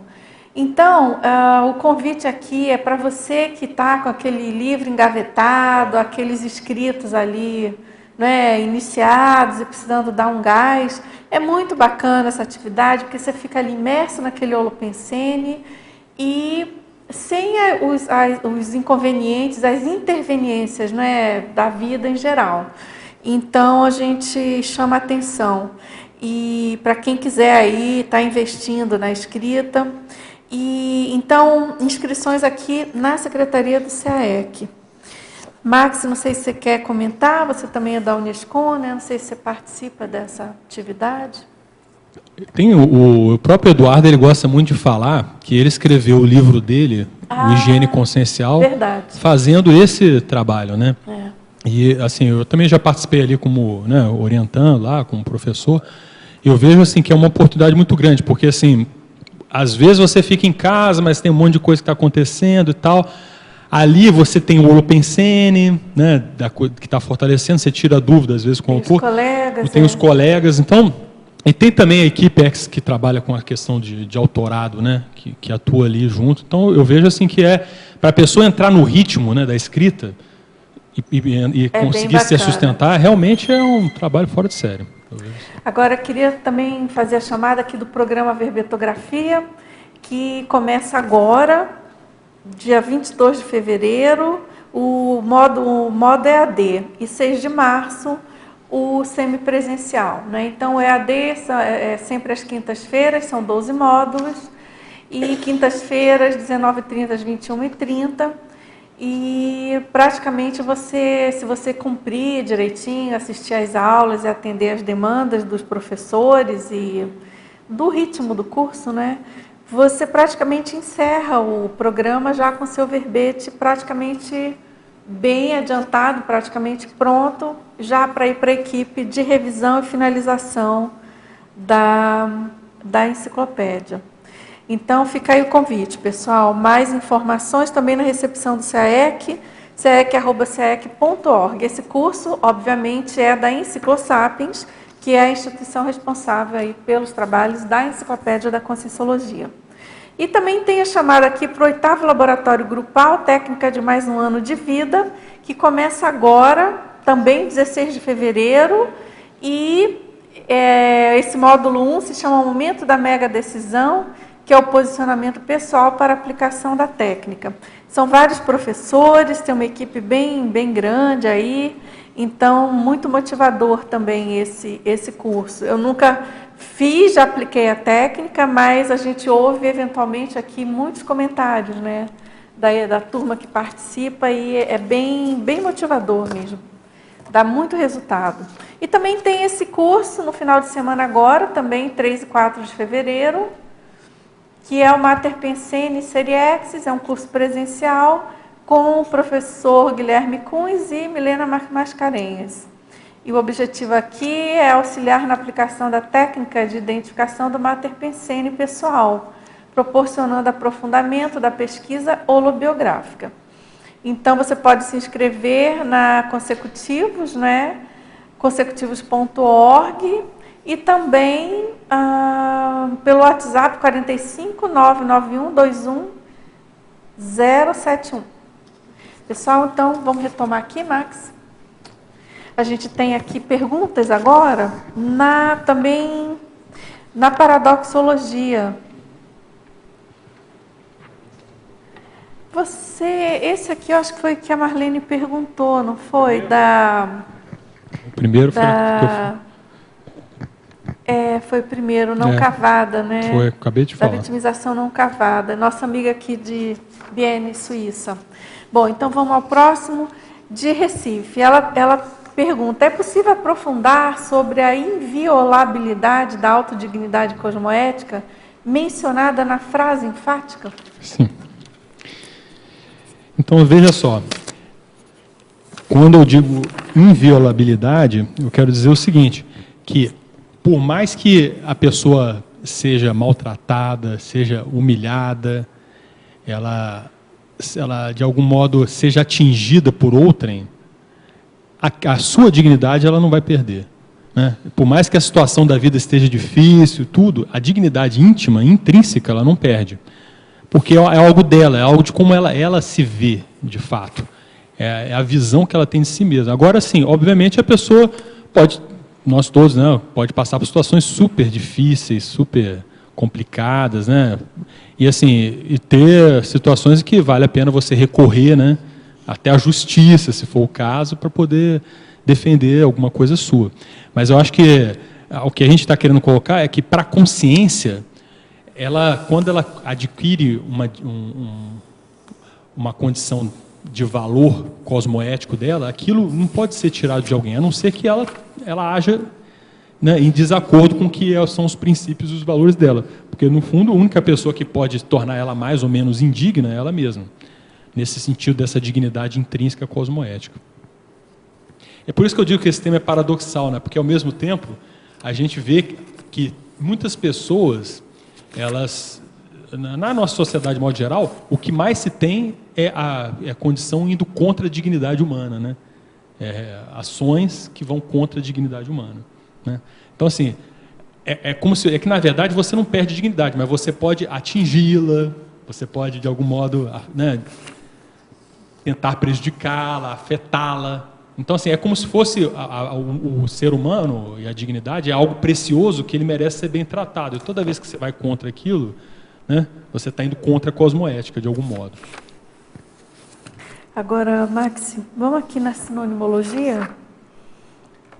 Ele pergunta de Ribeirão Preto, se a autoestima revigorada, que tem um verbete sobre isso, e também o autoacolhimento cosmoético, se eles poderiam ser sinônimos de autodignidade cosmoética? Eu diria que, por exemplo, a autoestima revigorada. Eu não conheço o verbete, mas pelo tema, eu diria o seguinte: é uma condição de que a pessoa está se sentindo bem consigo mesma, é um processo de reciclagem, se sentir melhor e tudo. Eu não diria que seria um sinônimo, mas veja só, de algum modo, para a pessoa ter essa autodignidade cosmoética, ela tem que ter a autoestima bem assentada, né? Porque se ela não tiver uma autoestima bem assentada, ela não vai conseguir se sustentar. Porque quando a pessoa está com a baixa autoestima, a tendência dela é buscar um reforço externo dela, da estima, né? Esse reforço externo, ela coloca o seu valor na mão do outro. Toda vez que você busca algo externo para reforçar o seu valor, você está se colocando na mão do outro, porque muita gente nos valoriza, mas nem todo mundo vai te valorizar. Então, a hora que essa pessoa não te valorizar, aí você vai ficar fraco. Por isso que é um problema você colocar em qualquer coisa exterior o seu valor ou a sua estima. Ela tem que vir de dentro de você mesmo. E aqui no caso, a revigorada é que a pessoa estava com a situação fraca, baixa, né? Aí ela melhorar. Mas assim, é aproximação simples, né, Max? Sim. Mas sinônimo exatamente não, né? E por também o autoacolhimento, a mesma coisa, né? Eu acho que também é a mesma linha. Agora, assim, só para lembrar para os teletertulianos, enfim, todo mundo em geral, né? Que no início da enciclopédia, nos verbetes mais iniciais, tinha uma coisa muito extensa em relação à sinonímia. O próprio professor Valdo, ele tem vários verbetes que a sinonímia é completamente lato sensu. E de alguns anos para cá, se tornou estrito sensu. A sinonímia, ela é mais pontual e mais específica possível, até de uma maneira exaustiva. Às vezes a gente busca uma nuance da língua, da palavra, às vezes é o adjetivo só que muda, enfim, com o objetivo realmente de refinar aquele título do verbete, né?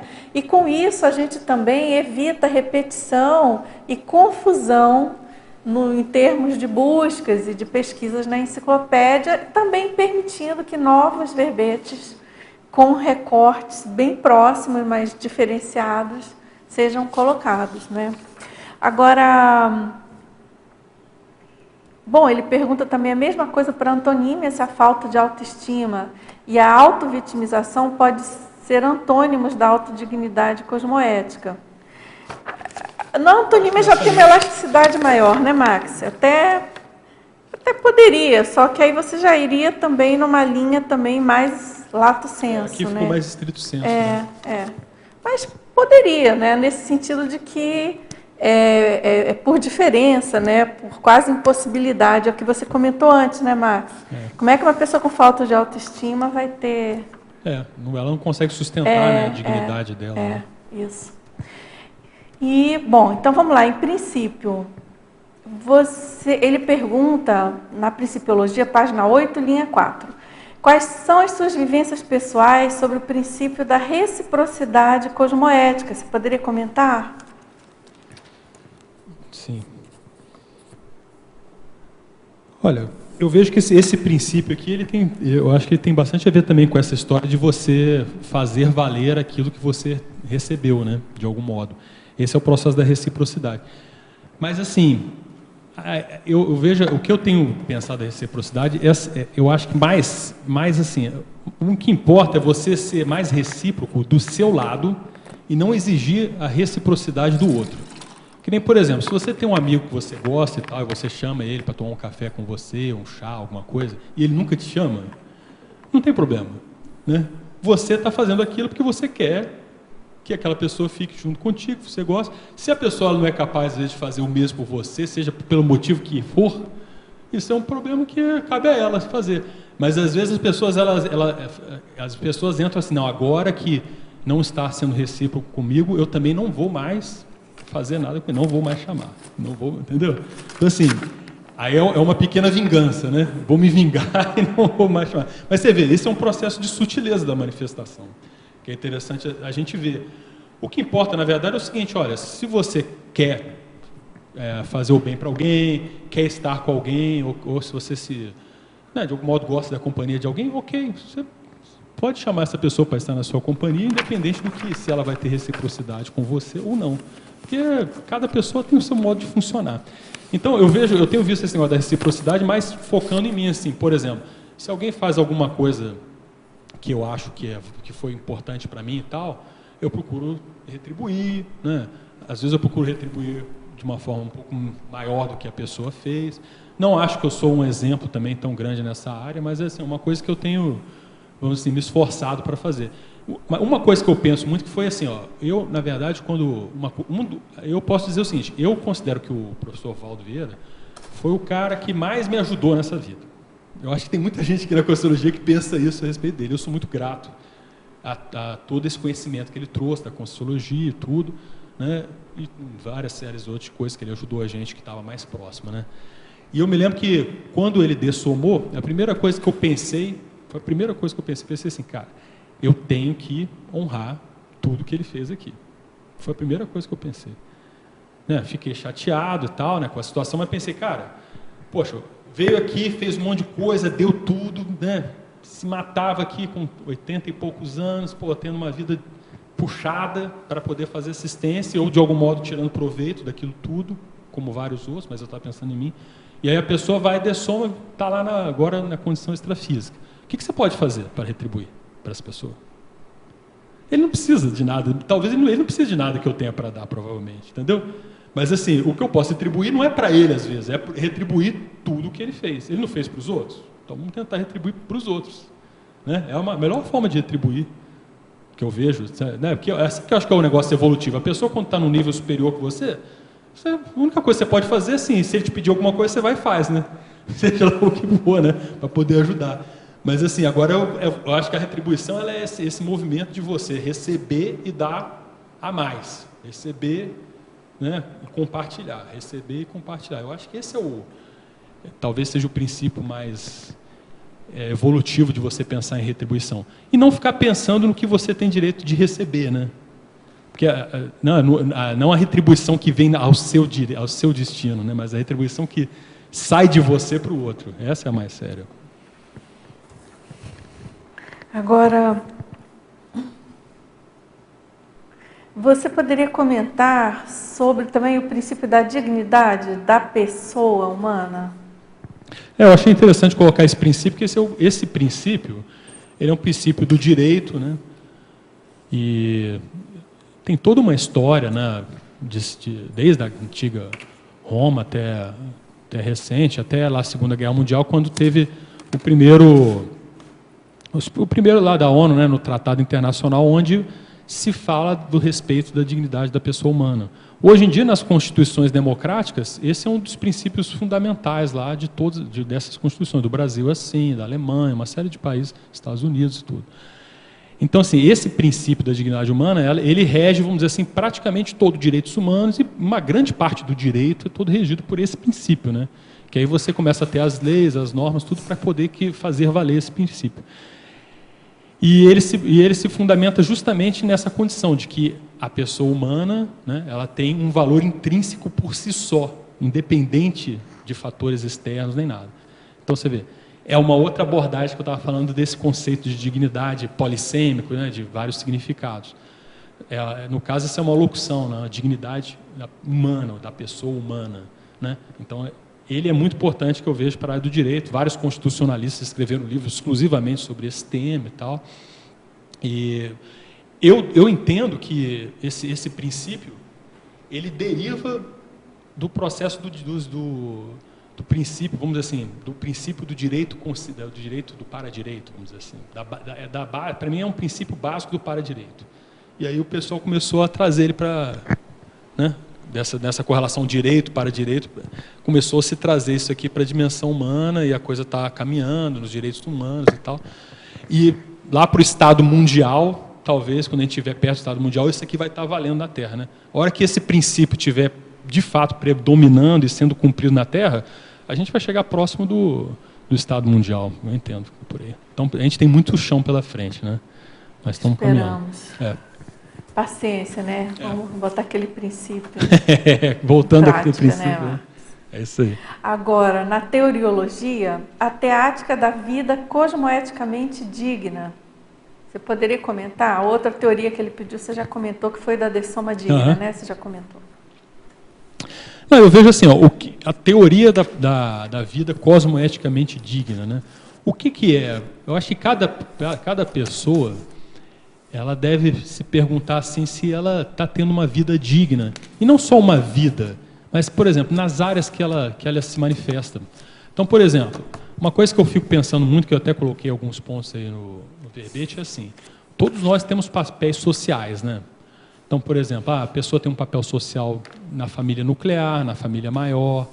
Quem é voluntário, por exemplo, tem papel social dentro do seu voluntariado, a sua IC. Você tem um papel social na cidade onde você mora e por aí vai. Então, assim, o que a pessoa se pergunta é, cada um desses papéis sociais, ele de algum modo, ele tem uma conduta sua que seria melhor, ou pelo menos uma conduta digna, né, daquele papel que você exerce. Por exemplo, você tem lá a pessoa no papel de pai. Pô, tem certas coisas que você espera de um pai, tem certas coisas que você não espera de um pai, né? Um pai que tem a dignidade. A mesma coisa, por exemplo, a pessoa está lá aqui na Constituiologia, ela é voluntária. Tem certas condutas que você não espera. A pessoa pode ter a conduta que for, né? Cada um é livre para ter a conduta que for. Mas tem certas condutas que você não espera de certos tipos de voluntário. Por exemplo, a pessoa é EPICOM. Tem certas condutas que você não espera de um EPICOM. Por quê? Porque a pessoa tem uma representatividade na comunidade. A hora que ela tem certas condutas, aquilo vai contra toda a comunidade. Então, ela não é mais uma figura única, individual, ela é uma figura que com repercussão grupal. Então, você vê, é uma responsabilidade cosmoética, os papéis sociais que você tem e a dignidade que você tem perante o papel que você exerce ali. Eu acho muito sério isso. Então, por exemplo, eu escrevi até um artigo, que não foi publicado ainda, que é a dignidade autoral. Por exemplo, na CCCI, qual é o papel, né, qual é o papel dos autores da Constituiologia? Por exemplo, para mim é muito digno isso que o Eduardo está fazendo.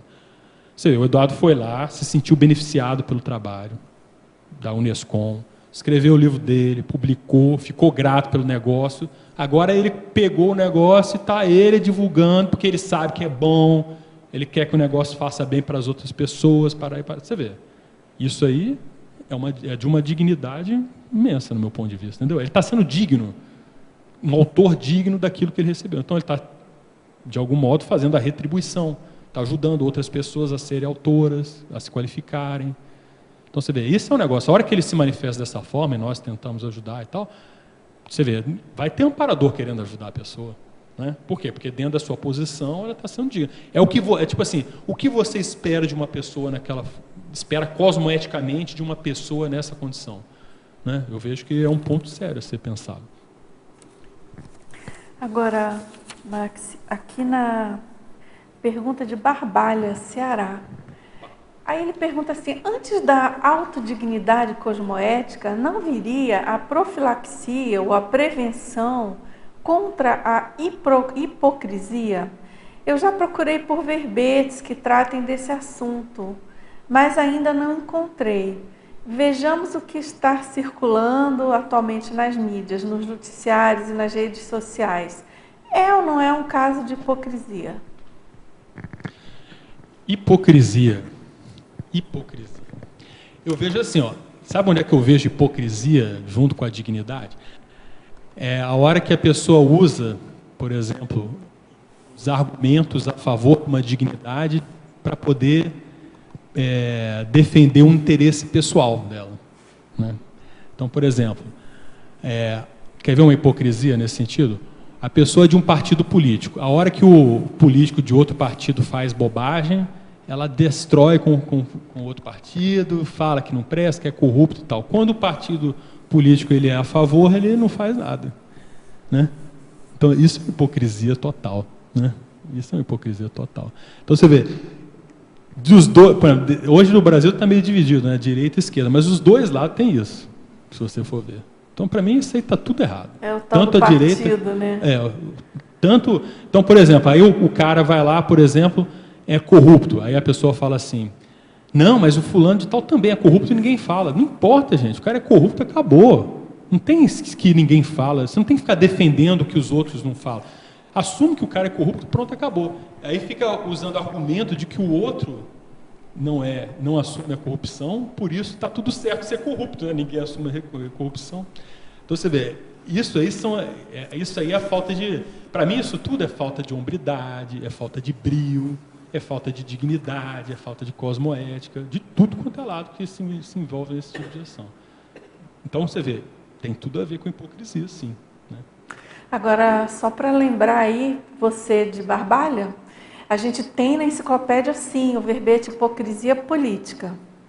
E ele foi escrito em 2009, é do professor Valda, mas totalmente atualizado, né, atual, digamos, não é que é atual o verbete, atualíssimo. Então ele diz assim, a hipocrisia política é o vício sociopata da insinceridade, falsidade, da dissimulação, levando à corrupção generalizada das autoridades governamentais do Estado. Perfeito. Em cima do lance. Muito bom a colocação, né, Max? Legal. Interessante. Expandiu o debate. Agora, na fatologia, 12ª linha, de Foz do Iguaçu mesmo, o valor do livro dos credores do grupo kármicos. Você poderia ampliar relacionando com o título do verbete? Com o título? Sim. Tem tudo a ver, porque, veja só, a gente falou alguma coisa aqui sobre gratidão, né?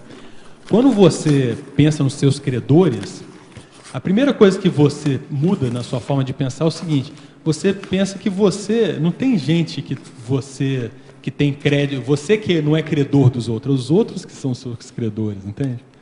Então, assim, a primeira coisa é você sair da posição de credor, né? Quando você escreve o livro dos credores, você está vendo para quem que você deve. Então, quando você começa a olhar um monte de gente que você deve, você começa a pensar, poxa, essa minha conduta de ficar nas minhas exigências, né, ela não tem muito razão de ser, evolutivamente. E aí vem, com a relação que eu vejo com o tema direta, seria assim, a pessoa com dignidade, ela realmente não vai se preocupar se alguém está devendo para ela. Se alguém está devendo, ela vai perdoar a dívida, né? Ela vai se preocupar assim, para quem que eu estou devendo, né? E o que eu estou devendo? Como é que eu posso fazer para saldar essa minha dívida? E assim, e tem um princípio que eu vejo que é o seguinte, a princípio, considere o seu compassageiro evolutivo como um credor seu, a princípio, em vez de considerar você a princípio como credor dele. Se você considera as pessoas à sua volta mais como credores seus, a tendência é que você vai acertar mais. Por quê? Primeiro você vai deixar de exigir dos outros comportamentos, condutas, direitos e por aí vai. Então você começa a acertar mais. Eu acho que as pessoas mais lúcidas assim começam a seguir por esse caminho aí. Eu acho que é nesse sentido que a gente vai evoluir mais rápido, vamos dizer assim. Agora, Max, pergunta da Suécia. Na fatologia, na página 8, 3ª linha, de baixo para cima, você poderia ampliar o respeito espontâneo por quem demonstra autocontrole nas injunções críticas? Sim, isso tem correlação com aquela parte que eu falei, que esse atributo, né, esse atributo da dignidade, ele tem muita relação com essa coisa meio social de como que as pessoas te veem. Então, por exemplo, esse aqui é um detalhe que eu achei interessante, que assim, às vezes você, não sei se o tertuliano, a tertuliana passou já por alguma situação mais crítica, de conflito, moça, né? Tertuliana, ela viu, por exemplo, uma situação crítica que todo mundo entra em desespero, não sabe o que fazer e tal, e às vezes aparece aquela liderança, peraí pessoal, não sei o que, vamos fazer por aqui e tal, a pessoa se impõe naquele momento crítico e tal, e ela dá um destino para a situação e resolve. Aquilo inspira, né, um respeito, aquela pessoa naquela hora conseguiu. Isso dá autoridade moral às vezes para a pessoa, né? Então as pessoas que elas fazem isso, que nesse momento mais crítico, onde está todo mundo perdido, surge aquela liderança, aquela personalidade que consegue dar uma direção para o grupo. Isso aí, eu vejo que, na verdade, é o que o Brasil está precisando, né? Na verdade, hoje é de uma pessoa, um líder que consiga mudar um pouco, dar um exemplo de valores morais mais cosmoéticos e tal. Então você vê, isso demonstra respeito, né? Quando a pessoa vê, poxa, olha, aquela pessoa a gente respeita, digna de valor, você ouve, você dá importância e por aí vai. Agora, na parafatologia, na página 8 também, 12ª linha de baixo para cima, você poderia explicar a conduta à altura dos paravínculos cosmoéticos? A conduta à altura dos paravínculos cosmoéticos. Então, veja só, que nem eu coloquei, nós todos temos conexões multiexistenciais, multidimensionais e múltiplas também, né? Variadas, de tudo quanto é forma. Então, veja bem, se você tem algum amparador que está querendo te ajudar, alguma consciência amparadora, que te ajuda ou que já te ajudou, é importante você ver o seguinte, poxa, por que essa pessoa, essa consciência está te ajudando? Por quê? Com qual intuito? Né? E aí vem assim, o que você já foi ajudado, você fez por merecer o que essas consciências estão investindo em você? Eu acho que esse é o que a gente tem que começar a ver. A hora que você, por exemplo, participa de alguma atividade e sente um amparador, não pense que aquele amparador está ali único e exclusivamente pelos seus olhos azuis, né, ou pela sua beleza e tal. Os amparadores, eles nunca pensam único e exclusivamente numa personalidade, eles sempre têm a visão de conjunto. Então, veja só, se algum amparador está te ajudando, provavelmente ele está pensando assim, olha, se eu ajudar essa pessoa, isso aqui vai repercutir em A, B, C, D, isso aqui vai abrir caminho, isso aqui vai evitar problemas. Né? Então, é importante a gente ver, poxa, quando eu tenho esses aportes extrafísicos, assistenciais, você vê, poxa, mas por que eu recebi isso aqui? Né? O que eu vou fazer com isso? Por que eu tive, vamos dizer assim, essa vantagem, né? Esse direito de ter recebido esse tipo de assistência, ou às vezes um extrapolacionismo, né? Por que você teve aquilo? Né? Aquilo vai se referir, em que aquilo vai se transformar? O que você pode transformar esse tipo de experiência que você teve? Agora, Maxi, você poderia exemplificar a vitimização não cavada? Não cavada. Não cavada. Então, a gente fala que tem dois tipos básicos assim, da pessoa vitimização, de passar por vitimização, a cavada e a não cavada. O que seria a não cavada? Por exemplo, a pessoa ela entra num contexto existencial, né? Por exemplo, a pessoa tem um amigo dele que está com dificuldade, ele se envolve para ajudar um amigo, por exemplo. Aí, nesse contexto do amigo, vamos supor que o amigo fez uma bobagem e ele entrou para ajudar. Aí ele sofre, por exemplo, um processo de ser assassinado por alguém, por alguém que está contra esse amigo dele. Não pode acontecer? Então você vê, às vezes a pessoa entrou com uma hora das boas vontades, querendo ajudar o amigo, mas aquilo não interessava, um grupo mais de assediadores maior, e a pessoa morreu, chegou ao ponto de dessomar por causa daquilo. Então você vê, foi o extremo, né, de uma vitimização não cavada. Tem várias outras tipos, por exemplo, às vezes você está num trabalho, num emprego, e aí acontece alguma coisa ali dentro do emprego que você não estava sabendo, né? E aqui, vamos supor, e aquilo envolve, por exemplo, às vezes a pessoa ter que depor em algum lugar, se envolver, né? Ou até mesmo cumprir alguma pena de alguma coisa, onde às vezes ela não tinha culpa de fato. Às vezes a culpa dela foi ter sido inocente, né? Na história, não ter visto o que aconteceu. Ingênuo, né? Ter sido ingênuo e tal. Então você vê, às vezes pode de fato acontecer coisas desse tipo. Porém, isso são as minorias das ocorrências, né? A maioria das vitimizações, elas acabam sendo de algum modo cavada. Por exemplo, a pessoa tem algum nível de interesse, né? Numa situação dessa, ela está vendo a situação e ela está ali envolvida, não se posicionou, não tirou o corpo fora, ou ela é excessivamente inocente e entra num contexto que tem tudo para dar errado, ela entra e às vezes perde a vida por bobagem, porque não se precaveu, porque às vezes tem que se precaver, né? Então você vê, tudo isso eu acho que é um degradê, né? Existe desde do 0 ao 100, né? Vamos dizer assim, onde pode haver um nível de envolvimento, de comprometimento nessa história.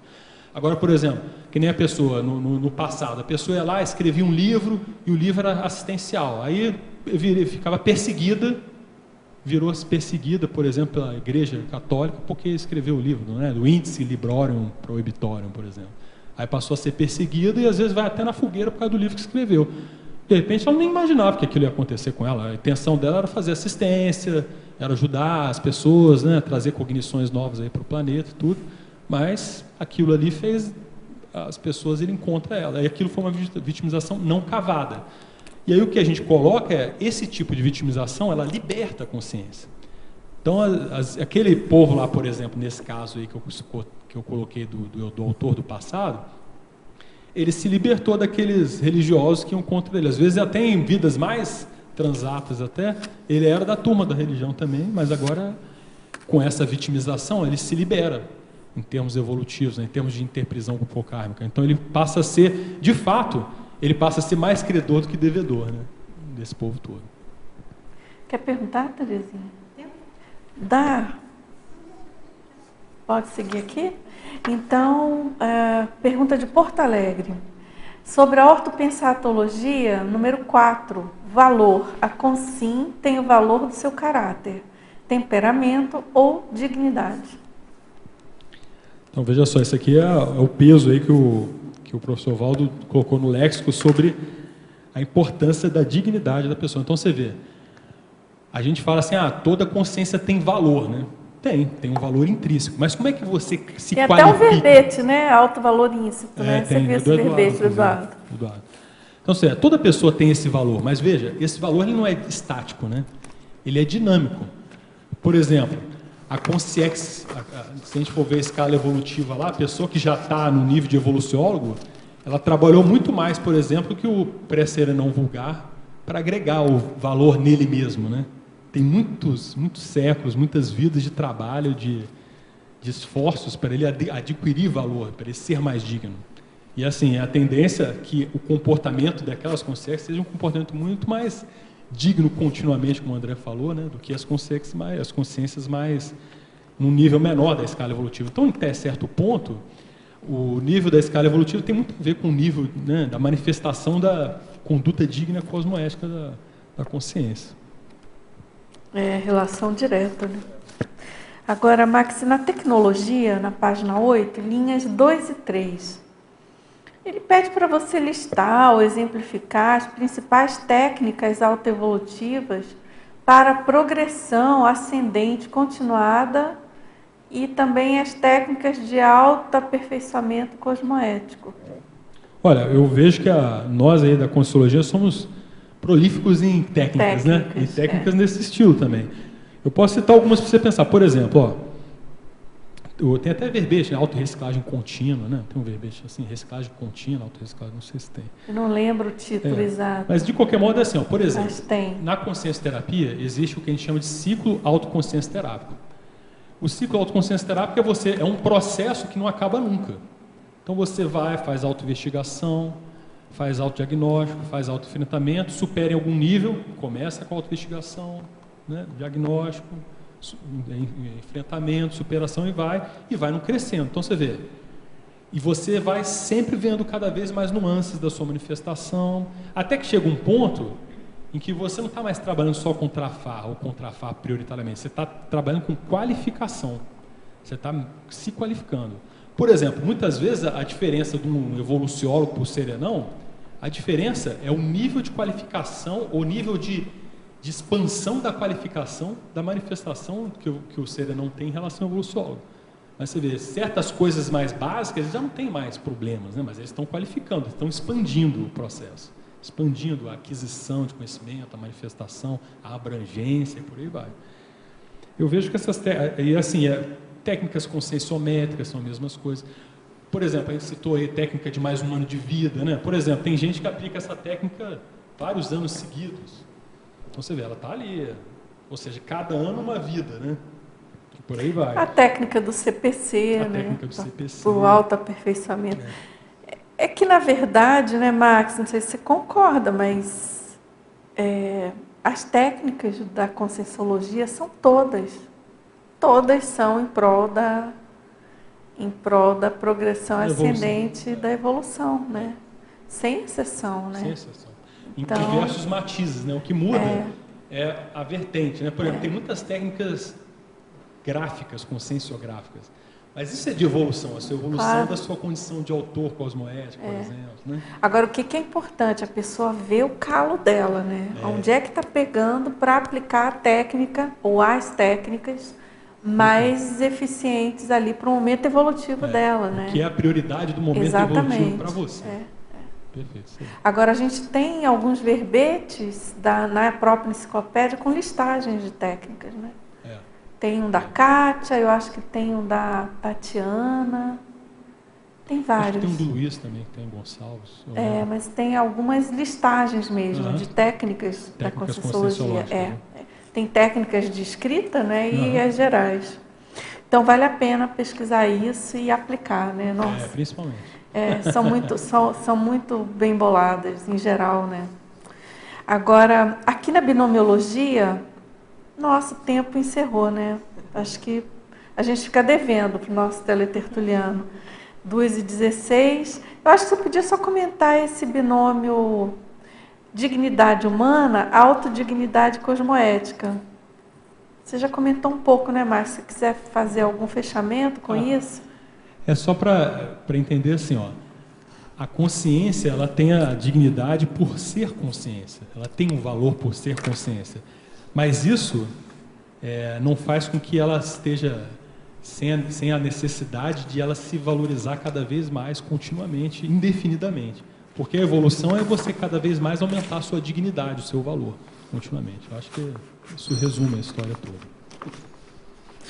Muito bem, Max. Obrigado aí. Parabéns aí. A gente agradece muito, aguarda os próximos, tá certo? Pessoal, muito obrigado, tertulianos, teletertulianos, equipe do Tertuliário. Vamos aqui aos nossos anúncios. Obrigado a todos. As pontuações da tertúlia de hoje são 19 assinaturas no livro de presença, 9 perguntas presenciais e 24 perguntas enviadas online. Temos 3 convites. A Sofia com o curso Conscienciograma Sem Drama, André Chataloff com o programa Verbetografia em EAD e a Nilza com a comemoração dos 10 anos do pai. Olá, boa tarde a todos. Em nome da Conscius, comunicamos vocês que no dia 18 de fevereiro inicia-se a 11ª turma do curso Conscienciograma Sem Drama na modalidade IAD. Qual o objetivo desse curso? É auxiliar na análise, no entendimento e no preenchimento das 100 folhas de avaliação e das 2.000 questões do livro Conscienciograma, que é o manual para conhecermos a nós mesmos. As aulas serão ministradas somente aos domingos, das 19 às 21 horas, via online. Informações e inscrições poderão ser feitas e obtidas através do WhatsApp, código de área 45, fone 99-994-1460, ou mesmo através do site www.conscius.org.br. Venham, participem, estamos aguardando vocês e até lá. Boa tarde a todos e todas. Em nome da Enciclosapiens, nós estamos aqui para divulgar o programa Verbetografia. Agora, o que significa esse programa?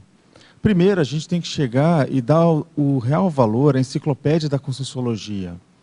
Nós observamos que esse processo, esse trabalho, começou lá com o professor Valdo e houve uma orientação ali de amparadores para estimular pessoas a escreverem, participarem e fazer justamente essa condição de grupalidade de Max Proex, onde todos nós podemos participar aqui de uma grande construção, de uma enciclopédia profunda e que a gente prevê que vai ser uma senha para as próximas existências.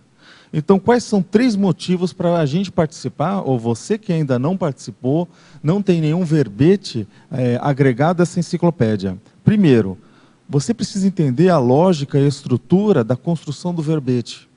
Ela tem todo um pormenor, mas que vai favorecer a sua criticidade, técnica, exaustividade. Então, isso você vai perceber que a sua cognição, o processo mental somático, vai expandir. Depois, participar dessa mega GESCOM grupal da Conscienciologia, que o primeiro desafio era de ter 500 pesquisadores, conscienciólogos, e que participasse dessa enciclopédia. Essa meta já foi alcançada. Agora estamos em rumo aos 700 verbetógrafos. Você pode estar dentro desse grupo. Terceiro, promover a auto e hétero desassédio mental somático. Porque quando nós escolhemos um tema e ele é específico à tua evolução, à sua marca, né, em diversas vidas, e você está mostrando sua superação, novos traços e o processo evolutivo, quem vai ganhar, além de você, somos todos nós. Então, ficou com interesse? Está com o dedo na boca aí de querer falar assim, poxa, eu quero isso daí para mim também? Então vamos lá. Não perca a oportunidade que nós temos em EAD, agora no primeiro semestre, a turma vai começar dia 22 de fevereiro. Quer dizer, aí um pouquinho depois do carnaval, você já pode participar, está fazendo o EAD e esse curso termina no dia 17 de maio. Fazendo ali toda a sequência, semana a semana, mantendo o ritmo e esse espírito de grupo, essa conexão com a Equipex, no final você vai ter seu verbete e a sua contribuição inicial é fruto desse programa. Mais informações, você pode entrar em contato com contato@enciclosapiens.org ou verbetografia@enciclosapiens.org. Qualquer questão também, acione aqui o CAEC pelo telefone 45 2102 1499. Obrigado. Boa tarde, tertulianos e teletertulianos. Em nome da Repreendência, estamos aqui para convidá-los para a comemoração dos 10 anos do Programa de Aceleração da Erudição, que é o PAI, né? No dia 18 de 2 de 2018, domingo. Então, das 9 horas às 12 horas, na sede da Repreendência, juntamente com uma aula inaugural, e tudo é gratuito. A aula inaugural será uma introdução ao pensamento contemporâneo, ministrada pelo professor Marcelo da Luz, e também transmitida online pelo site da Repreendência. Pode entrar por lá. Então, o que é o Programa de Aceleração da Erudição? Qual é a erudição, né, que a gente chama do PAI? A proposta desse curso é dedicar tempo à leitura aos grandes clássicos do pensamento filosófico e científico, oportunizando a qualificação dos nossos estudos. E é isso que a Conscienciologia propõe, né? Estudar. Para as aulas são selecionadas obras, autores e professores especialistas no assunto, oferecendo técnicas e exercício do pensamento crítico e debate para o autoconhecimento das obras apresentadas. Neste semestre, a partir do dia 25 de 2, estaremos realizando o ciclo 5, Clássico Fundamentais do Pensamento Contemporâneo dos séculos 20 e 21.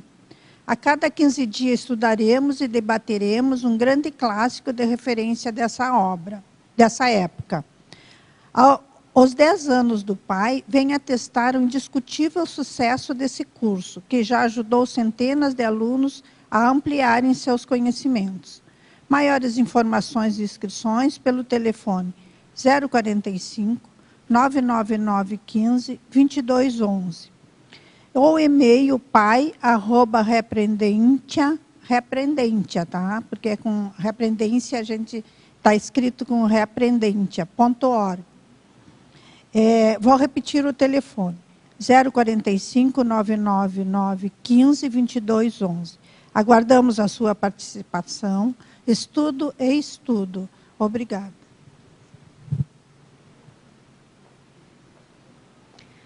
O título do verbete de amanhã é Diálogo de Paz. A especialidade é Pacifismologia. O verbetógrafo é o professor Gilderley Colares. Agradecemos a presença e a participação, desejamos uma ótima tarde e até amanhã.